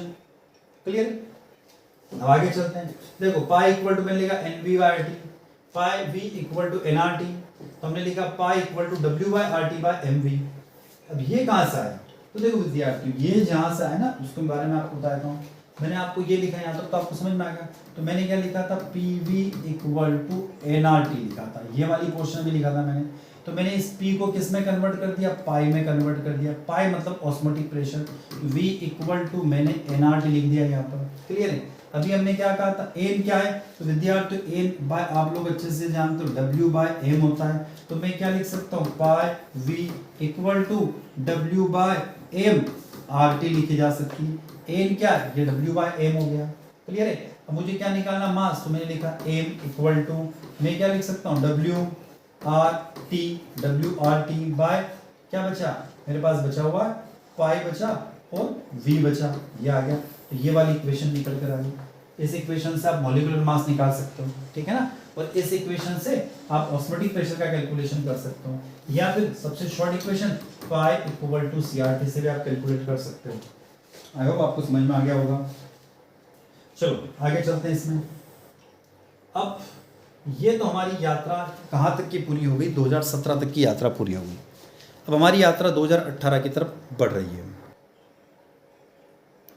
विद्यार्थियों 2018 की यात्रा का पहला प्रश्न आपको स्क्रीन पर दिखाई दे रहा है। On dissolving 4 gram urea in 100 gram water 1.24 degree centigrade depression freezing point of the solution is obtained, calculate the molar mass of urea. प्रश्न क्या है, 100 ग्राम पानी में 4 ग्राम यूरिया घोलने पर घोल के हिमांक में 1.240 डिग्री सेल्सियस का अवनमन प्राप्त होता है। यूरिया के अणुभार की गणना करें और Kf की वैल्यू दे रखी 1.86 केल्विन मोल इनवर्स।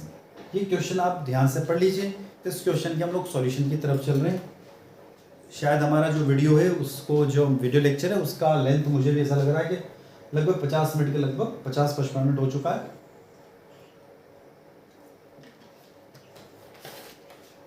चलो क्वेश्चन की तरफ आंसर की तरफ आ रहे हैं हम लोग। यहां पर बताया गया है डेल TFM के बारे में बात की गई है। तो del TFM equal to I into KF into M। तो चेंज और डिप्रेशन इन फ्रीजिंग पॉइंट 1.24 क्या है, 1.24, ये देखो क्वेश्चन में दिया हुआ है, ठीक है ना। 1.24 कहा गया, यानी क्या क्या गया है कि हिमांक में जो अवनमन है 1.240 डिग्री सेल्सियस का। M यहाँ पर मोलिटी हो जाएगी, तो मोलिटी हम लोग जानते हैं कि numbers of moles of solute divided by weight of the solvent, यानी विलय के जो मोल्स है उनकी संख्या बटा सॉल्वेंट जो होगा, यानी विलायक का द्रव्यमान हो जाएगा। अब नंबर्स ऑफ मोल्स क्या होगा, 4 divided by molecular mass of urea.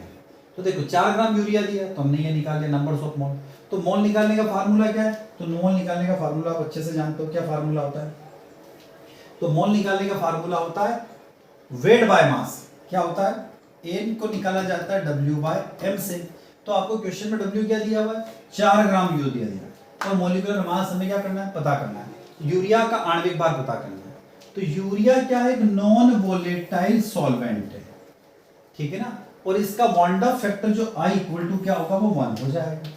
तो हमारे पास क्वेश्चन जो दिया है ना, उसमें हमने क्या कर लिया, देखो यहां बता देता हूं मैं आपको, ये देखो ये क्वेश्चन देखो, यहां से क्लियर होगा आपको। तो डेल TFF यहां पर आ गया हूं मैं, डेल TF क्या दिया हुआ, तो डेल TF ये दिया हुआ, देखो इसको मैं लिख देता हूं, ये आपका डेल TF है। तो डेल TF की वैल्यू क्या है, फ्रीजिंग पॉइंट डिप्रेशन 1.24 हो गया, तो 1.24 हो गया। KF की वैल्यू भी क्वेश्चन में दी हुई है, 4 divided by molecular mass of urea into 100 into 1000, और KF क्या दिया हुआ क्वेश्चन में, 1.86 दिया हुआ है, ठीक है। अब मैं यहां पर आ गया हूं, तो इस पूरी वैल्यू को पुट करो 1.86 into 4 into 1000 divided bye 1.24 into 100, हमारा आंसर निकल के आ जाएगा 60 ग्राम। तो ये इसका सॉल्यूशन हो गया।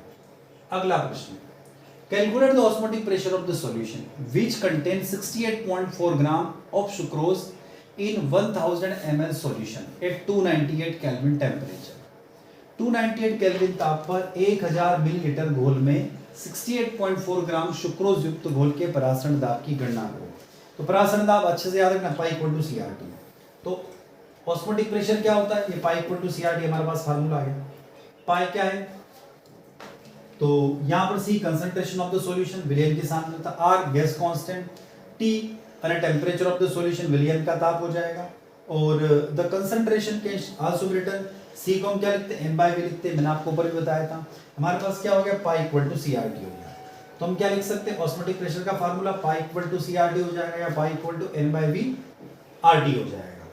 अब मैं आ गया हूं एन पदार्थ का भार बटा पदार्थ का आणविक भार। एन क्या है, weight of the substance by molecular weight of the substance. थोड़ी देर पहले मैंने आपको बताया था N equal to W by M होता है। तो यहाँ सुक्रोज विलय के रूप में प्रयोग किया जा रहा है। तो सुक्रोज का जो मास कितना दिया हुआ 68.4 ग्राम सुक्रोज का विलायक मिलाया जाता है। तो सुक्रोज का अणुसूत्र C12H22O11 होता है। तो इसका मास कितना होता है, 340 हो जाएगा, 342 हो जाएगा। एन निकालना है तो W बाय एम, W कितना 68.4, एम कितना है 342, सुक्रोज का मॉलिक्यूलर मास 342 होता है, 0.2 निकल कर आ गया। V क्या है, वॉल्यूम कितना है 1 लीटर। आगे चलते हैं, टेम्परेचर 273 केल्विन दिया हुआ है, पाई इक्वल टू सीआरटी। अब इसमें आपको वैल्यू रखना है, क्या C की वैल्यू कितनी है 0.1 डिवाइडेड बाय 1, R की वैल्यू 0.082 गैस कांस्टेंट, टेम्परेचर की वैल्यू 273। सॉल्व करोगे तो आपका आंसर 4.4772 एटीएम आ जाएगा, यानी अप्रोक्सीमेट 4.48 एटीएम आंसर निकल कर आ जाएगा। तो ये आपका यहाँ पर सॉल्यूशन तैयार हो जाता है। अब आ जाते हैं 2018 की तरह भी चल रहे हैं। डिफाइन द फॉलोइंग, निम्नलिखित को परिभाषित करें, एज़ोट्रोपिक मिक्सचर, आइसोटोनिक सॉल्यूशन और सेमी परमेएबल मेम्ब्रेन। इसके और में क्या था, ऑस्मोटिक प्रेशर, वांडा फैक्टर और मोलर फ्रीजिंग डिप्रेशन कांस्टेंट। ये क्वेश्चन 2018 के जिनके सॉल्यूशन आप हम देखने वाले हैं। एज़ोट्रोपिक मिक्सचर क्या होते हैं, तो एज़ोट्रोपिक मिक्सचर ऐसे मिक्सचर होते हैं, ऐसे सॉल्यूशंस होते हैं, ऐसे विलयन होते हैं जो बिना संगठन में परिवर्तित हुए ही एक ही ताप पर आश्रित हो जाते हैं। Solution which get distilled at the same temperature without any change in composition are called azeotropic mixture. निस्तेलवादी मिश्रण ऐसे मिश्रण होते हैं जो उनका कंपोजिशन में कुछ बिना चेंज हुए वो एक साथ आश्रित हो जाते हैं। एक एग्जांपल दिया हुआ है 95.6% अल्कोहल और 4.4% वाटर का जो मिक्सचर होगा वो इस एज़ोट्रोपिक मिक्सचर में स्थिरवादी मिश्रण कहलाता है, जो 78.13 डिग्री सेंटीग्रेड पर बॉयल होता है। स्थिरवादी मिश्रण के अवयवों को आसवन द्वारा पृथक नहीं किया जा सकता, इसको डिस्टिलेशन प्रोसेस के द्वारा हम इसको सेपरेट नहीं कर सकते। एज़ोट्रोपिक मिक्सचर दो प्रकार के होते हैं, एक तो लो बॉइलिंग एज़ोट्रोप और एक होता है हाई बॉइलिंग एज़ोट्रोप। देखो यहाँ दिया हुआ है, ठीक, क्या दिया हुआ, पहले तो लो बॉइलिंग एज़ोट्रोप दिया हुआ, ये दिया हुआ लो बॉइलिंग एज़ोट्रोप्स। ऐसे विलयन जो राउल्ट के नियम से धनात्मक विचलन प्रदर्शित करते हैं, यानी कि solution which show positive deviation from the Raoult's law, that is अर्थात इनका वाष्प दाब उच्च होता है, their vapour pressure is high, hence the boiling point is low, यानी अतः इनका क्वथनांक कम हो जाता है। आगे देखो क्या दिया हुआ, नेक्स्ट एग्जांपल दिया acetone plus carbon disulphide alcohol plus NaCl। Next high boiling azeotrope, ये दिया हुआ, अगला क्या दिया हुआ, हाई बॉइलिंग एज़ोट्रोप। अब हाई बॉइलिंग एज़ोट्रोप्स क्या होता है उसकी तरफ आ जाते हैं। तो देखो हाई बॉइलिंग एज़ोट्रोप ये दिया हुआ है, क्या वे विलयन जो राउल्ट के नियम से ऋणात्मक विचलन दर्शाते हैं, यानी कि solution which show the negative deviation from Raoult's law. आगे क्या दिया हुआ, उनका वाष्प दाब अपेक्षाकृत कम व क्वथनांक उच्च होता है, the vapour pressure is low and high boiling point, ये मेन बात मैंने इसकी याद रखना। अतः उदाहरण एसीटोन क्लोरोफॉर्म ईथर हो जाएगा, क्लियर है। तो ये आपका एज़ोट्रोपिक मिक्सचर वाला क्वेश्चन का सॉल्यूशन हो गया। अब आइसोटोनिक सॉल्यूशन क्या होते हैं, यानी समपराश्रय विलयन, दो विलयनों या दो लिक्विड का ऐसा कॉम्बिनेशन जिनका ऑस्मोटिक प्रेशर सेम हो, जिनका ऑस्मोटिक प्रेशर सेम हो, उसे हम लोग आइसोटोनिक सॉल्यूशन कहते हैं। याद रखना, जिनका परासरण दाब बराबर। अर्धपारगम्य झिल्ली वह झिल्ली जिसमें से केवल सॉल्वेंट के मॉलिक्यूल ही पास होते हैं, सॉल्वेंट के मॉलिक्यूल पास नहीं होते, उन्हें हम लोग सेमी परमेएबल मेम्ब्रेन यानी कि अर्धपारगम्य झिल्ली कहते हैं। ऑस्मोटिक प्रेशर आप लोग जानते ही हो, ऑस्मोटिक प्रेशर क्या होगा? ऐसा प्रेशर जिसमें सिर्फ सॉल्वेंट के मॉलिक्यूल सेमी परमेबल मेम्ब्रेन यानी अर्धपारगम्य झिल्ली से पास होते हैं और सॉलिड के मॉलिक्यूल वहां पर पास नहीं होते हैं, उसको हम लोग ऑस्मोटिक प्रेशर कहते हैं। इसका formula pi equal to CR van 't Hoff factor. बहुत अच्छा सा प्रश्न। देखो स्क्रीन पर दिया वांट हाफ फैक्टर के बारे में क्या बता रखा है स्क्रीन पर वांट हाफ के बारे में। Want Hoff factor, the want Hoff factor is a measure of the effect of solute upon colligative property such as osmotic pressure, relative lowering of vapor pressure, the elevation of boiling point, freezing point, depression.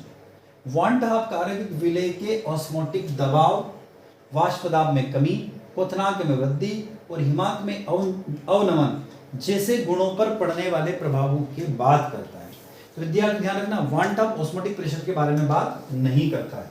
तो the want Hoff factor is the ratio between the actually concentration of practices produced when the substance is dissolved and the concentration of the substance is calculated from the mass. Want half कारक पदार्थ के घुलने पर उत्पन्न कणों की वास्तविक सांद्रता और उसके द्रव्यमान को परिकलित पदार्थों की सांद्रता का एक अनुपात होता है। तो यहाँ दिया हुआ सामान्य आणविक द्रव्यमान बटा प्रेक्षित आणविक द्रव्यमान, normal molecular mass divided by observe molecular mass हो जाएगा और वांट हाफ को I से डिनोटेट करते हैं। नेक्स्ट मोलर डिप्रेशन कांस्टेंट और क्रायोस्कोपिक कांस्टेंट, मोलर अवनमन स्थिरांक। तो किसी विलय के मोलर हिमांक अवनमन स्थिरांक उसके हिमांक अवनमन के बराबर होता है। The molar depression constant of solvent is equal to the freezing point depression of the solvent when 1 mole of the solute dissolve in the 100 gram of solvent. अतः 1 मोल विलय पदार्थ के 1000 ग्राम में घुले हुए रहते हैं। इसकी इकाई kilo, kelvin, kilogram, mole inverse होती है इसकी यूनिट। विद्यार्थी हमारी यात्रा अब आ गई है 2019 की तरफ, जो कि आपको स्क्रीन पर प्रश्न दिखाई दे रहा है। विद्यार्थियों अब हमारी यात्रा 2019 पर पहुंच चुकी है। 2019 में प्रश्न दिया हुआ है, यहाँ पर स्क्रीन पर आपको दिखाई दे रहा है। ये जो क्वेश्चन है हेनरी लॉ से संबंधित है। हेनरी लॉ जो हम लोगों ने पढ़ा है, M proportionally P, P proportionally M उससे रिलेटेड है। क्या कहा गया है कि if nitrogen gas pass in water at 298 kelvin, यदि नाइट्रोजन गैस 298 केल्विन पर पानी में प्रवाहित की जाती है तो 1 लीटर पानी में कितने मिलीमोल नाइट्रोजन गैस घुलनशील होगी? Then how many millimole nitrogen gas will be soluble in 1 litre water? The partially pressure of the nitrogen is 0.987, यानी पानी का यदि होगी तो नाइट्रोजन का आंशिक दाब, याद रख लेना इसको, 0.987 बार है।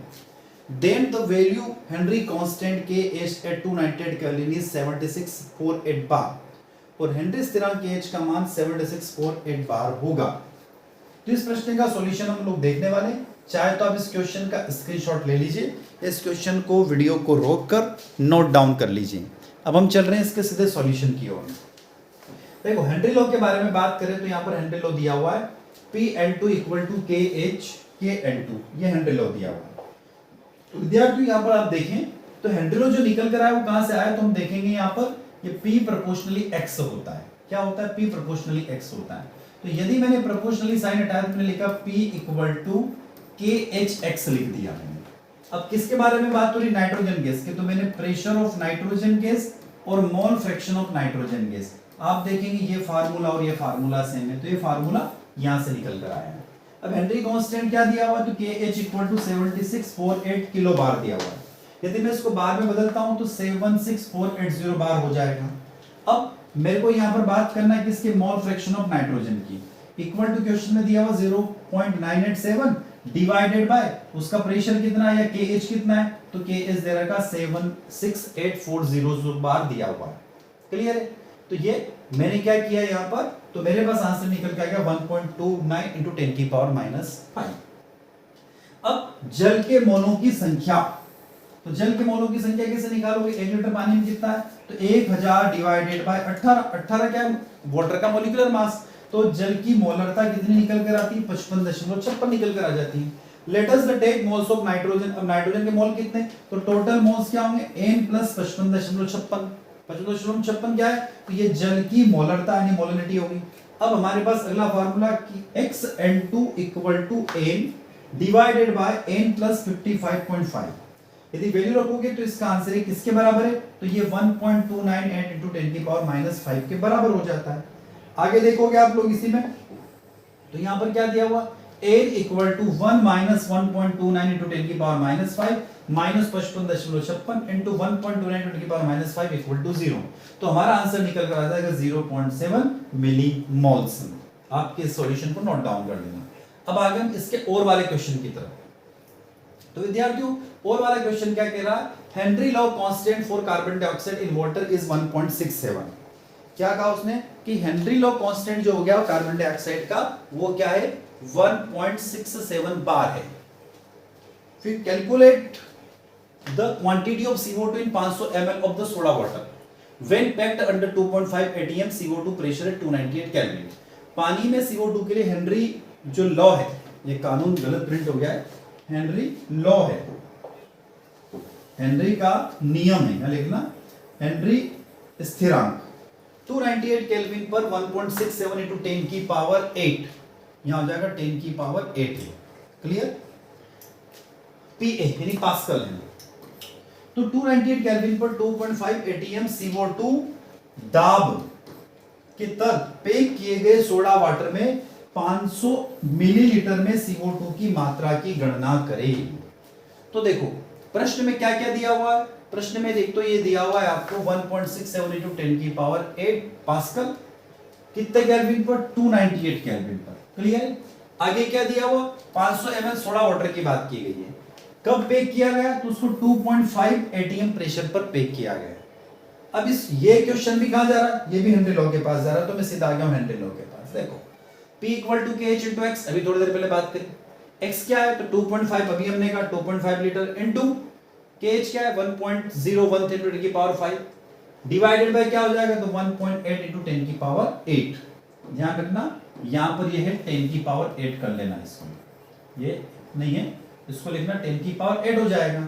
NCO2 equal to 1000 bye 18, 1000 bye 18 मतलब ये पानी के बारे में बात हो रही, क्योंकि डिसॉल्व आपने किस में किया, वाटर में किया। तो 2.5 इंटू 1.013 डिवाइडेड बाय क्या हो गया 1.6 इंटू 1000, तो NCO2 into 25 divided by 16 into 1.013 divided by 18, तो हमारा मास निकल कर कितना आ जाएगा 3.86 ग्राम निकल कर आ जाएगा। तो देखो कितने क्वेश्चन से ये थे, पूरे दोनों क्वेश्चन हेनरी लॉ से थे, और ये 2019 का प्रश्न है। प्रश्न क्रमांक 2, राइट द डेफिनेशन, 2019 से ही प्रश्नों की बात कर रहे हैं हम लोग। राइट द डेफिनेशन फॉलोइंग, निम्नलिखित की परिभाषा लिखें। मोल फ्रैक्शन, मोलरिटी और मोललिटी, मोल अंश, मोलरता और मोललता, इन सबको हमने अभी ऊपर पढ़ लिया, ठीक है, अभी देख लिया वैसे तो हमने। और इसके अगेंस्ट क्वेश्चन क्या है, in a simple of drinking water many impurities are found including chloroform which are the carcinogenic. The level of these impurities was 15 ppm according to mass. प्रश्न हिंदी में क्या कह रहा, गंदे पानी के एक नमूने में क्लोरोफॉर्म सहित कई अशुद्धियां पाई जाती हैं जो कैंसरकारी होती। इन अशुद्धियों का स्तर 15 ppm के अनुसार था। अब क्वेश्चन में आगे क्या कहा गया, show it in mass percentage, इसे द्रव्यमान प्रतिशत में दिखाएं। और सेकंड है find the molarity of the chloroform in this sample, पानी के इस नमूने में क्लोरोफॉर्म की मोललता ज्ञात करें। तो देखो इस प्रश्न को यहां पर दो पार्ट में डिवाइड किया गया, एक तो आपको परसेंटेज पता करना है और दूसरी आपको मोललिटी यानी मोललता पता करना है किसकी, क्लोरोफॉर्म की। और ऊपर वाला इसके और में क्या था, मोल फ्रैक्शन, मोललिटी और मोलरिटी की डेफिनेशन थी। मोल फ्रैक्शन आप लोग जानते हैं, मोल फ्रैक्शन क्या होता है, मोल फ्रैक्शन के बारे में आपको बता देता हूं अभी। तो अभी इसके सॉल्यूशन की तरफ चल रहे हैं, उससे पहले मोल फ्रैक्शन के बारे में आपको हल्की सी जानकारी देता हूं। मोल फ्रैक्शन से एक फार्मूला याद करो, उससे आपका काम हो जाएगा। फार्मूला क्या है मोल फ्रैक्शन का, मैंने लिखा XA equal to NA by NA plus NB, और दूसरा याद रखना आपको XB equal to NB by NA plus NB। आगे याद रखना आप XA plus XB equal to always 1, ये आपको याद रखना, इतना आ गया होगा समझ में। तो ये क्या है, मोल फ्रैक्शन क्या है, तो मोल फ्रैक्शन सपोज मैंने A को मान लिया यहां पर सॉल्यूट यानी कि विलेय मान लिया, ठीक है, और B को मैंने मान लिया सॉल्वेंट यानी मैंने मान लिया विलायक, ठीक है। तो क्या बात होगी, रेशो की बात होगी, अनुपात की बात होगी। तो यहां पर क्या है, Na यानी number of mole of solute यानी विलेय के मोलों की संख्या, ये किसके मोलों की संख्या, विलायक के मोलों की संख्या। तो हम लेंगे विलेय या विलायक के मोलों की संख्या का अनुपात विलयन की मोलों की संख्या के बराबर होता है तो उसे मोल प्रभाज या मोल फ्रैक्शन कहते हैं। ये तो आपको याद हो गया होगा। अब अगला जो प्रश्न आपको दिखाई दे रहा है क्लोरोफॉर्म वाला, इसके सॉल्यूशन की तरफ चलते हैं। थोड़ा सा मैं स्क्रीन से हट रहा हूं, आप चाहे तो इसका स्क्रीनशॉट ले लीजिएगा, इस क्वेश्चन को आप नोट डाउन कर लीजिएगा ताकि इसका सॉल्यूशन बनाना आसान हो जाए आप लोगों को। अब मैं चलता हूं इसके आंसर की तरफ। देखो आंसर आपको स्क्रीन पर दिखाई दे रहा है 15 ppm, 15 ppm आपको दिखाई दे रहा है। 15 ppm bye means 15 part of millions यानी 10 की power 6 of the solution. Therefore percentage क्या होगा 15 बाय 10 की पावर 6 इंटू 100%। क्लियर, ये हो जाएगा।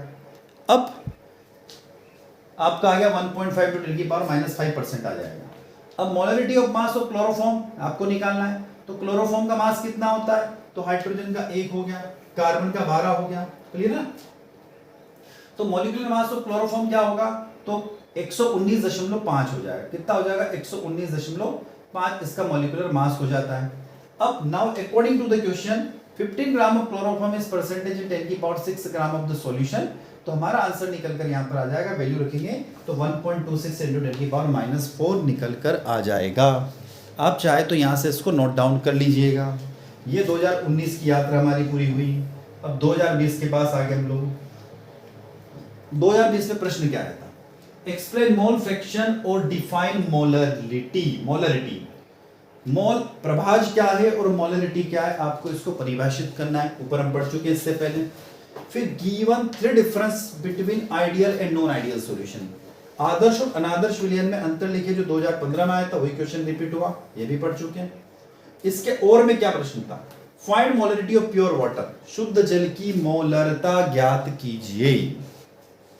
तो अब हम आ गए इसके सॉल्यूशन की तरफ। अब 25 डिग्री सेंटीग्रेड पर जल का घनत्व कितना होता है, तो देखो 25 डिग्री सेंटीग्रेड पर जल का घनत्व 1 ग्राम पर मोल होता है। 1 ग्राम इक्वल टू 1 ml। तो विद्यार्थी आखिरकार ये है क्या, देखो घनत्व आप लोग जानते हो, घनत्व डेंसिटी क्या होती है, तो डेंसिटी और घनत्व मास बाय वॉल्यूम होता है। आप लोग अच्छे से जानते हो मास बाय वॉल्यूम होता है।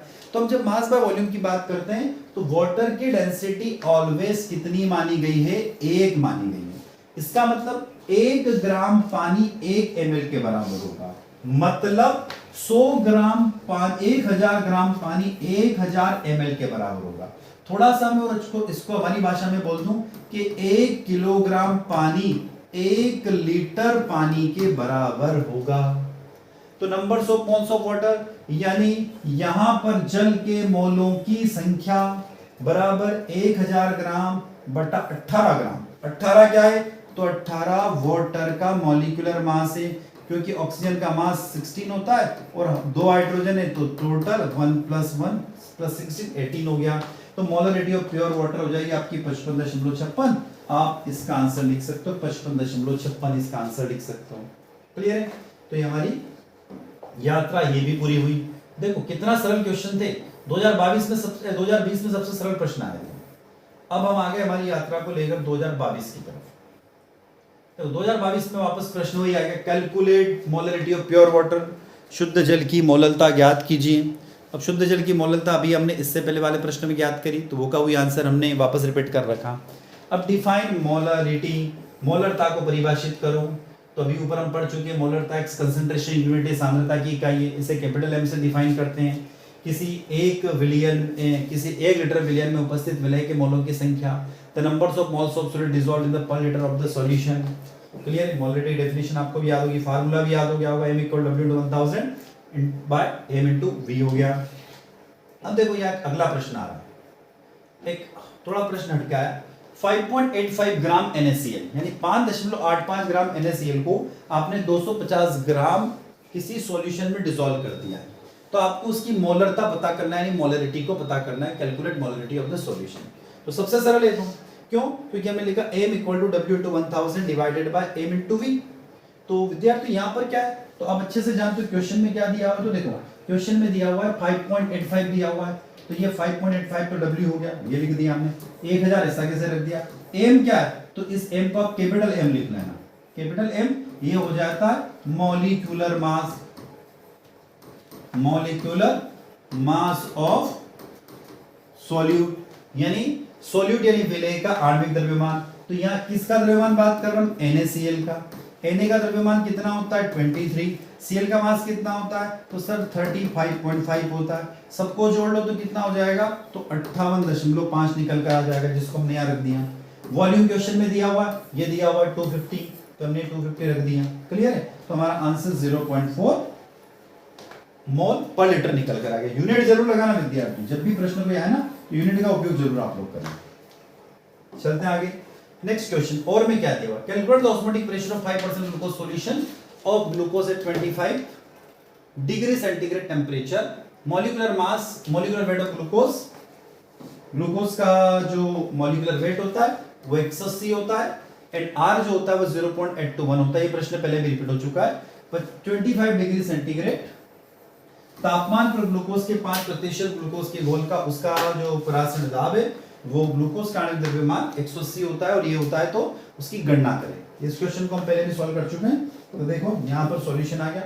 सबसे सरल सॉल्यूशन मैंने बता रखा, वन स्टेप का सॉल्यूशन है। देखो क्या है फार्मूला वापस वही आ रहा हूं मैं लेके आपको, पाई इक्वल टू, वही आ गया हूं मैं।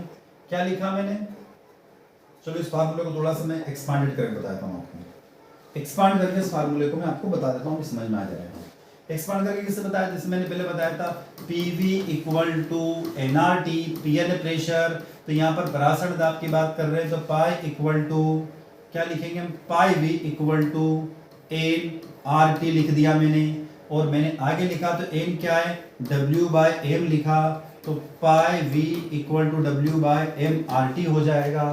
ठीक, क्या लिख सकता हूं मैं, ये फार्मूला निकल कर आ रहा, pi equal to W by M, ये देखो आ गया W बाय एम इनटू क्या लिख सकता हूं मैं, RT बाय V, ये वाला फार्मूला निकल कर आ गया। क्वेश्चन में क्या दिया, W कितना दिया, 5 ग्राम दिया, M कितना दिया, ग्लूकोज का मॉलिक्यूलर मास 180 होता है, R की वैल्यू ये दे रखी, T की वैल्यू 298 केल्विन, वॉल्यूम कितना 0.1 आ गया। देखो कि एक स्टेप में आंसर निकल कर आ गया। तो कितना सरल आंसर है। अब आ गया हूं मैं 2023 पे। हमारी यात्रा पहुंच चुकी है 2023 पर। 2023 में आपको स्क्रीन पर प्रश्न दिखाई दे रहा है, write the definition of mole fraction, mole अंश की परिभाषा लिखिए। 2023 का प्रश्न है, mole fraction represent the number of molecules of a particular component in a mixture divided by the total number of moles in the given mixture. It is way of expression of the concentration of solution. मोल अंश क्या है, तो किसी मिश्रण में किसी विशेष घटक के अणुओं की संख्या को दिए गए मिश्रण की कुल मोलों की संख्या से डिवाइड करके उसको एक्सप्लेन किया जा सकता है, और ये भी सांद्रता को व्यक्त करने की एक यूनिट है। तो मोल फ्रैक्शन का फार्मूला क्या है, तो the mole fraction can be represented by x। ध्यान रखना हमेशा इसको x से रिप्रेजेंट करते हैं, कैपिटल या स्मॉल कोई सा भी x हो सकता है। If the solution consists of component A and B, then the moles fraction is, यदि घोल के घटक A और B हो तो मोल फ्रैक्शन क्या होगा, तो लिख सकते हैं मोल्स ऑफ सॉल्वेंट यानी विलेय के मोलों का अंश XA equal to Na by Na plus NB। मैंने आपको ऊपर बताया था, यहाँ पर वापस आ गया, विलेय के मोलों की संख्या बराबर विलेय के मोल बटा विलेय के मोल प्लस विलायक के मोल। तो moles of solute divided by moles of solute plus moles of solvent, ये यहाँ पर दिया हुआ है। ठीक है, ये फार्मूला दिया हुआ जो मैंने अभी आपको ऊपर बताया था। क्लियर, आगे दिया हुआ। फिर विलायक के मोलों की बात करें तो विलायक का मोल अंश बराबर विलायक के मोलों की संख्या बटा विलेय के मोलों की संख्या और विलायक के मोल। इस तरीके से हम इसको सॉल्व कर सकते हैं। तो देखो यहाँ पर क्या हुआ, इधर देख लीजिए आप, ये दिया हुआ विलेय का मोल अंश यहाँ पर निकल गया। ठीक, अब मैं आ गया किसके, विलायक का मोल अंश, यानी मोल फ्रैक्शन ऑफ सॉल्वेंट क्या होता है, XB होता है। XB मान लिया हमने, होता नहीं मान लिया, तो XB इक्वल टू क्या होता है, NB by Na plus NB, यानी moles of solvent divided by moles of solute plus moles of solvent. ठीक है, विलायक के मोल का अंश विलायक का मोल बटा विलेय के मोल प्लस विलायक के मोल, इस तरीके से। और फिर आगे आप ये भी याद रख लेना कि XA प्लस XB का वैल्यू हमेशा 1 होता है, इसको नोट करके रख लेना। तो ये आपका मोल फ्रैक्शन हो गया। अब write the definition of solution, विलियन की परिभाषा लिखिए। तो विलियन की परिभाषा क्या है, तो विलियन में दो चीज होती है, एक सोल्यूट और एक सॉल्वेंट होता है। जिसका अमाउंट कम हो, जिसकी मात्रा कम हो, उसको हम लोग विलेय यानी सोल्यूट, जिसकी मात्रा ज्यादा उसको विलायक यानी सॉल्वेंट कहते हैं। तो डेफिनेशन हमने स्टैंडर्ड डेफिनेशन स्क्रीन पे दे रखी। A solution is a homogeneous mixture, ध्यान रखना, solution is a homogeneous mixture. विलयन एक या एक से अधिक विलेय का विलायक में घुला हुआ समरूप मिश्रण है। विलायक वह पदार्थ जिसमें विलेय घुलकर समरूप मिश्रण बनाता है। A solution is a homogeneous mixture of one or more solutes dissolved in a solvent. जो विलयन होता है ना, वो एक समांगी मिश्रण होता है, ध्यान रखना, विलयन समांगी मिश्रण होता है। और इसके अंदर क्या होता है, एक या एक से अधिक विलायक के अंदर एक या एक से अधिक विलेय उसके अंदर घुलनशील होते हैं। क्लियर हो गया? तो ये होता हमारा विलयन, जो किससे मिलकर बनता है, विलेय तथा विलायक से, सोल्यूट और सॉल्वेंट से मिलकर बना होता है। अब देखो एक क्वेश्चन दिया हुआ है, न्यूमेरिकल प्रॉब्लम है। The vapour pressure of pure benzene यानी शुद्ध बेंजीन का वाष्प दाब, एक निश्चित तापमान पर शुद्ध बेंजीन का वाष्प दाब 0.850 बार है, दिया हुआ है। A non-volatile, non-electrolyte solid weighing 0.5 gram when added 39.0 gram of benzene. Molar mass is 78 gram per mole. Then vapor pressure of the solution is 0.845 bar. What is the molar mass of the solid substance? प्रश्न क्या कह रहा है कि एक निश्चित तापमान पर शुद्ध बेंजीन का वाष्प दाब 0.850 बार है। 0.5 ग्राम वजन वाले अज्ञात वाष्पशील यानी गैर इलेक्ट्रोलाइट ठोस में जब 39.0 ग्राम बेंजीन मिलाया जाता है तो उस घोल का वाष्प दाब बढ़कर 0.845 बार हो जाता है। ठोस पदार्थ का मोलर द्रव्यमान क्या होगा? प्रश्न नोट कर लीजिए या आप स्क्रीनशॉट लेकर रख लीजिए। अब मैं सॉल्यूशन की तरफ चल रहा हूं, इसलिए मैं थोड़ा सा स्क्रीन से हट गया ताकि आप क्वेश्चन अच्छे से पढ़ सकें। देखो भैया, अब ये पूरा प्रश्न राउल्ट्स लॉ के ऊपर बेस्ड है, ध्यान रख लेना। किसके ऊपर बेस्ड है? राउल्ट्स लॉ के ऊपर। ध्यान से समझना, यहाँ पर आपको स्टेप बाय स्टेप समझ में आ जाएगा।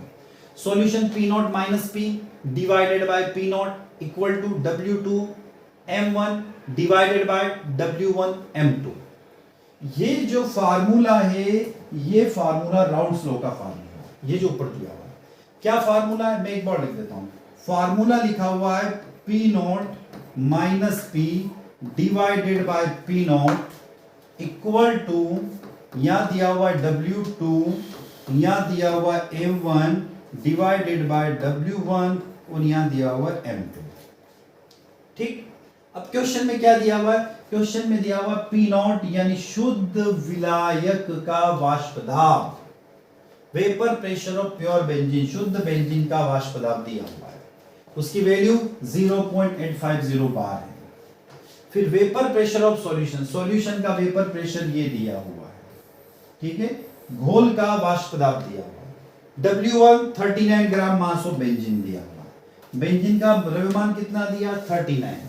मास ऑफ सॉलिड कितना दिया क्वेश्चन के अंदर? 78 ग्राम दिया हुआ, ध्यान रखना कितना दिया हुआ? 78 ग्राम, देख लीजिए 78 ग्राम दिया हुआ, दिख रहा है ना, और ये 39 ग्राम बेंजीन दिया हुआ। क्लियर? अब आगे चल रहे हैं। M1 क्या है? Molar mass of benzene, benzene का मोलर मास कितना? 78। अरे 78 कैसा आया? अरे आप लोग अच्छे से जानते हो, बेंजीन का फार्मूला C6H6, क्या करूं मैं? C इक्वल टू कार्बन कितने? 6, एक कार्बन का मास कितना होता है? 12। अगला हाइड्रोजन, हाइड्रोजन कितने? 6, एक हाइड्रोजन का मास कितना होता है? 1। अरे भैया इन दोनों को जोड़ दो, हमारा आंसर निकलकर 78 आ जाएगा, क्योंकि यहाँ पर आएगा 72 और यहाँ आएगा 6, 78 आंसर हो जाएगा। क्लियर? M2 विलेय का मोलर द्रव्यमान, ये आपको पता करना है। M2 molar mass of solute पता करना है। क्लियर? तो देखो फार्मूला में वैल्यू रखी, जो ऊपर फार्मूला था ना उसमें वैल्यू रखी, हमने कुछ नहीं किया। 0.80 बार माइनस 0.845 बार। देखो भैया क्या था फार्मूला? वो जो फार्मूला था ना वो ये रहा, ये P नॉट था, बिल्कुल सर था। ये क्या था? P था। फिर ये क्या है? P नॉट इक्वल टू, यहां पर क्या लिखा था हमने? W लिखा था। यहाँ क्या लिखा था? M लिखा था। फिर यहाँ क्या लिखा था? W लिखा था। और फिर यहाँ क्या लिखा था? M2 लिखा था। ये M1 था। क्लियर है? अब हमको क्या निकालना था? M2 निकालना, तो हमारा M2 170 निकल कर आ गया। कितना सरल क्वेश्चन है, बस आपको सिर्फ वैल्यू रखना है, मात्र छोटा सा फार्मूला है, इस फार्मूले में आपने वैल्यू रखी और आपका आंसर निकल कर आया। अगला प्रश्न, 18 gram glucose is dissolve in the 1 kilogram of water. एक सॉस पैन में 1 किलोग्राम पानी में 18 ग्राम ग्लूकोज घुला हुआ है, बिल्कुल घुला हुआ है। At what temperature will water boil at 1.013 बार।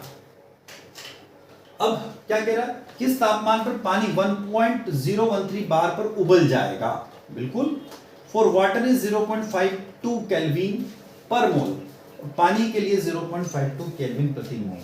तो देखो मोलरिटी ऑफ ग्लूकोज की तरफ चलते हैं।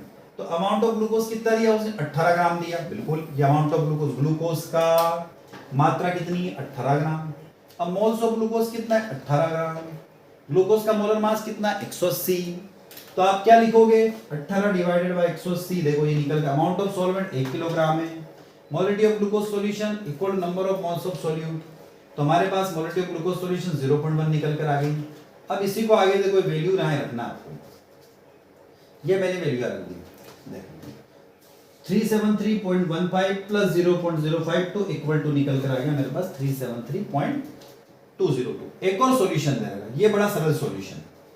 इस फार्मूले से आपका आंसर तुरंत निकल कर आएगा। क्या हुआ देखो विद्यार्थी, यहां मैं पूरा समझा देता हूं। मैंने लिखा del T equal to K B into W into 1000 divided by M B into W A. तो del T equal to K B 0.52, W B 18 question में दिया हुआ है, 1000 मैंने इसे कैसे रख दिया। M B molecular mass of glucose और डब्ल्यू कितना दिया हुआ 1000। तो मैंने यहां पे लिखा T equal to T not, T equal T minus T not, इसको टी नॉट कर लेना, इक्वल टू 0.052 क्वेश्चन में दिया हुआ। टी मेरे पास कितना है, ये टी नॉट क्या है 373, ये क्या है 0.52। टी कितना निकल कर आएगा भैया, इन दोनों को जोड़ना ही तो है, यहां से निकल कर आएगा। कितना सरल काम है, ठीक है। तो आंसर हमारा निकल कर आएगा, एक बार में आंसर हो गया। चलो अब हमारी यात्रा आ गई है 2024 की तरफ। स्क्रीन पर क्वेश्चन दिखाई दे रहा है, उसकी तरफ हम लोग चल रहे हैं और इस क्वेश्चन को सॉल्व करते हैं। क्वेश्चन क्या कह रहा है 2024 में, 5 gram NaOH is dissolve in 250 ml of solution, then the molarity of solution will be. तो विद्यार्थी कितना सरल प्रश्न है, ये तो आसानी से हो जाएगा। वैसे मैंने यहाँ पर इसका आंसर बता रखा है, पर देखो इसका आंसर कैसे सॉल्व करोगे आप तो अच्छे से जानते हो। यहाँ पर बता रखा हमने, क्या लिखा मैंने लिखा कि capital M equal to W into 1000 by M into V, molarity पता करना है, ठीक है ना। मेरे पास 5 ग्राम NaOH है और उसको 250 ml पानी में घुला हुआ है, तो उसकी मोलरिटी पता करो। तो यहाँ पर मैंने लिख दिया W की जगह 5, ये 1000 ऐसे कैसे ही है। M की जगह मैंने क्या रख दिया, NaOH का मोलिकुलर मास 40 होता है और V कितना दिया क्वेश्चन में 250 दिया हुआ, ये आ गया, ठीक है। 0 से 0, ये 0 ये 0 गई, क्लियर। अब क्वेश्चन क्या हुआ तो यहाँ देख लीजिए, 5 का गुणा 10 में कर लीजिए, यहाँ पर ऊपर आ जाएगा 50, यहाँ लिख देता हूँ मैं। m इक्वल टू ऊपर कितना आ गया 50 आ गया, यहाँ पर 10 गुणा 5 और यहाँ 4 गुणा 25, 2500 आ गया, ठीक। अब 1 0 से 1 गई, 5 दूना 10, 1 बटा 2, आंसर क्या निकल गया 0.5। तो हमारा आंसर हो जाएगा 0.5, m आंसर हो गया, सरल है ना। चलो ये एमसीक्यू में था, ध्यान रखना आपको वहां पर टिक करना था। एमसीक्यू में आपको बताना था इसका आंसर 0.5 कैपिटल M, या फिर यूनिट इसकी हो जाएगी मोल पर लीटर, एमसीक्यू। अब अगला एमसीक्यू दिया, the solubility of gas in liquid determined by Henry law. मतलब उसने फिलिंग द ब्लैंक्स में दिया था कि जब किसी भी गैस को किसी भी सॉल्यूशन के अंदर डिसॉल्व किया जाता है तो उससे आप किससे पता कर सकते हो, तो वहां पर आ जाएगा आपका हेनरी लॉ। और right definition of molarity, molarity की परिभाषा पूछी गई थी। तो मोलरिटी डेफिनेशन आप लोग जानते हो कि numbers of mole dissolve in the given solution, यानी 1 लीटर विलियर में घुले हुए विलय के मोलों की संख्या को हम बोलते हैं। अब क्वेश्चन की तरफ आएंगे। डिफाइन ऑस्मोटिक प्रेशर, परासरण दाब को परिभाषित करें। इसके आधार पर विलय के आणविक भार का निर्धारण करने के लिए गणितीय अभिव्यक्ति प्राप्त करें। Define osmotic pressure is based in this derived a mathematical expressions to determine the molecular weight of solid। तो परासरण दाब वह अतिरिक्त दाब जो अर्धपारगम्य झिल्ली द्वारा विलायक को विलयन में प्रवाह होने से रोकता है, ध्यान रखना, ठीक है। तो ऑस्मोटिक प्रेशर क्या होता है कि ऑस्मोटिक प्रेशर सॉल्वेंट मॉलिक्यूल, जो सॉल्वेंट का मॉलिक्यूल होते हैं जो सॉल्यूशन में जाते हैं उसको जाने से वो क्या करता है, प्रिवेंट करता है, उसको ऑस्मोटिक प्रेशर कहते हैं। अब देखो ये हमारा ये दिया हुआ है, मैंने किस बुक से लिया हुआ है, इसको पूरा हिंदी में पर मैं इंग्लिश में भी ट्रांसलेट कर दूंगा। परासरण दाब से अवाष्पीय विलेय का आणविक द्रव्यमान ज्ञात करना, determination of molecular mass of non volatile solute. ठीक, अब वान डाब समीकरण क्या है, तो वान डाब समीकरण से देखिए तो पाई इक्वल टू CRT होता है, हम लोग जानते हैं, अभी मैंने आपको ऊपर ही पढ़ा है। परंतु C इक्वल टू क्या होता है, N/V होता है, ये भी हम लोग जानते हैं। क्लियर, ये भी हम लोग अच्छे से जानते हैं, देखो बताया था आपको मैं। तो ये C क्या हो गया, अब ये C क्या हो गया, N/V हो गया, जिसमें N भी क्या है, यहां पर विलेय के मोलों की संख्या, number of moles of solute, चाहे तो आप नोट कर सकते हैं number of moles of solute, और V क्या है, वॉल्यूम ऑफ सॉल्यूशन। तो क्वेश्चन क्या हो गया हमारा answer, pi equal to N/V RT। C की जगह मैंने क्या रख दिया, हम जानते हैं कि C इक्वल टू N/V होता है, यहाँ लिखा हुआ है, तो ये मैंने यहाँ रख दिया। अब N क्या होता है, हम लोग जानते हैं N बाय, मैंने पहले बताया W/M होता है, तो W/M लिखा हुआ है। क्लियर है, अब मैंने यहाँ पर वैल्यू रख दी, तो ये हमारा फार्मूला बनकर आ गया, और M इक्वल टू W/RT पाई भी आ गया, तो ये हमारा आंसर आ गया। कितना सरल आंसर है इसका, ठीक है ना, तो ये क्लियर हो गया। अब इसके और में क्या आता है, depression, define depression freezing point and based on this derive mathematical expression to determine the molecular weight of solute. हिमांक दाउनम को परिभाषित करें और इसके आधार पर विलेय के आणविक भार द्रव्यमान का निर्धारित करने के लिए गणितीय अभिव्यक्ति प्राप्त करें। अब देखो हिमांक दाउनम डिप्रेशन फ्रीजिंग पॉइंट, किसी द्रव का हिमांक वह तापक्रम होता है जिस पर ठोस तथा द्रव प्रावस्थाओं का वाष्प दाब समान होता है तथा ठोस और द्रव प्रावस्थाएं साम्य में रहती हैं। The freezing point of a liquid is the temperature at which the vapor pressure of the solid and liquid phases is the same and the solid and liquid phases are the equilibrium। एक दूसरे की क्या होती है, equilibrium में होती है, साम्य अवस्था में होती है। जब किसी द्रव में कोई अवाष्पीय ठोस मिलाया जाता है, यानी कि when a non-volatile solid is mixed in a liquid, तो विलयन प्राप्त होता है, उसका वाष्प दाब कम हो जाता है। The solution obtained has the low vapor pressure। विलयन का तापक्रम कम करने पर इसका वाष्प दाब भी कम होने लगता है। On lowering the vapor temperature, the solution, its vapor pressure started decreasing, तथा ये एक तापक्रम ठोस में परिवर्तित हो जाता है। It turned into the solid, जिससे विलयन का हिमांक कहते हैं, it is the freezing point of the solution कहा जाता है। अब विलयन का हिमांक क्या होता है, तो शुद्ध द्रव विलायक के हिमांक से कम होता है। The freezing point of the solution is lower than the freezing point of pure liquid, क्योंकि विलयन का वाष्प दाब शुद्ध द्रव के वाष्प दाब से कम होता है। Because the vapor pressure of the solution is lower than the vapor pressure of the pure liquid। आप अच्छे से जान दो। और शुद्ध विलायक का विलयन में हिमांक के अंतर को हिमांक में अवनमन कहते हैं, डेल TF से रिप्रेजेंट करते हैं। The difference between the freezing point of the pure solvent and the solution is called the depression of freezing point, अर्थात डेल TF कहेंगे। डेल TF क्या होगा, T1 माइनस T2 होगा। ठीक है, यदि शुद्ध विलायक विलयन का वाष्प दाब तापक्रम में कमी हो तो मध्य ग्राफ खींचेंगे, ये देखिएगा, ये TF और T0 है, T1 T2 हम बता सकते हैं, तो इसमें डिफरेंस जो होगा और डेल TF भी बता सकते हैं। आपको ये ग्राफ बनाना होगा, क्लियर है, और ग्राफ का ये हमने डिस्क्रिप्शन किया।